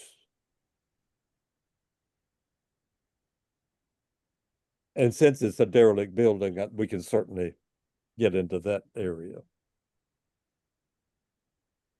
Is it owned by the city or by the police? That's separate? Must be the same. I don't think the city itself owns anything. It's an agency of the city, and I see. And it surely is police because it was a police captain or something who corresponded with us about they were looking for the money from the appropriations department. Yeah, I think it's the DACAS, DUCAS. Okay, well done, And then everybody. at the end, they give it up and to parks or something else, but they're the current stewards of it. Okay. This was a really interesting meeting. The variety of week. things we had, the unusual, Been a week, yeah, love you all. and how to cope with a non-architect presentation, and oh, we did it.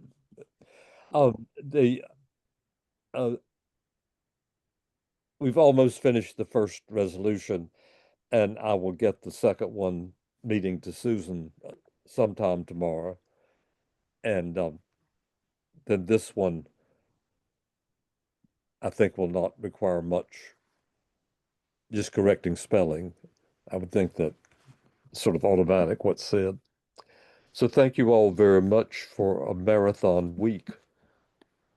Thank you.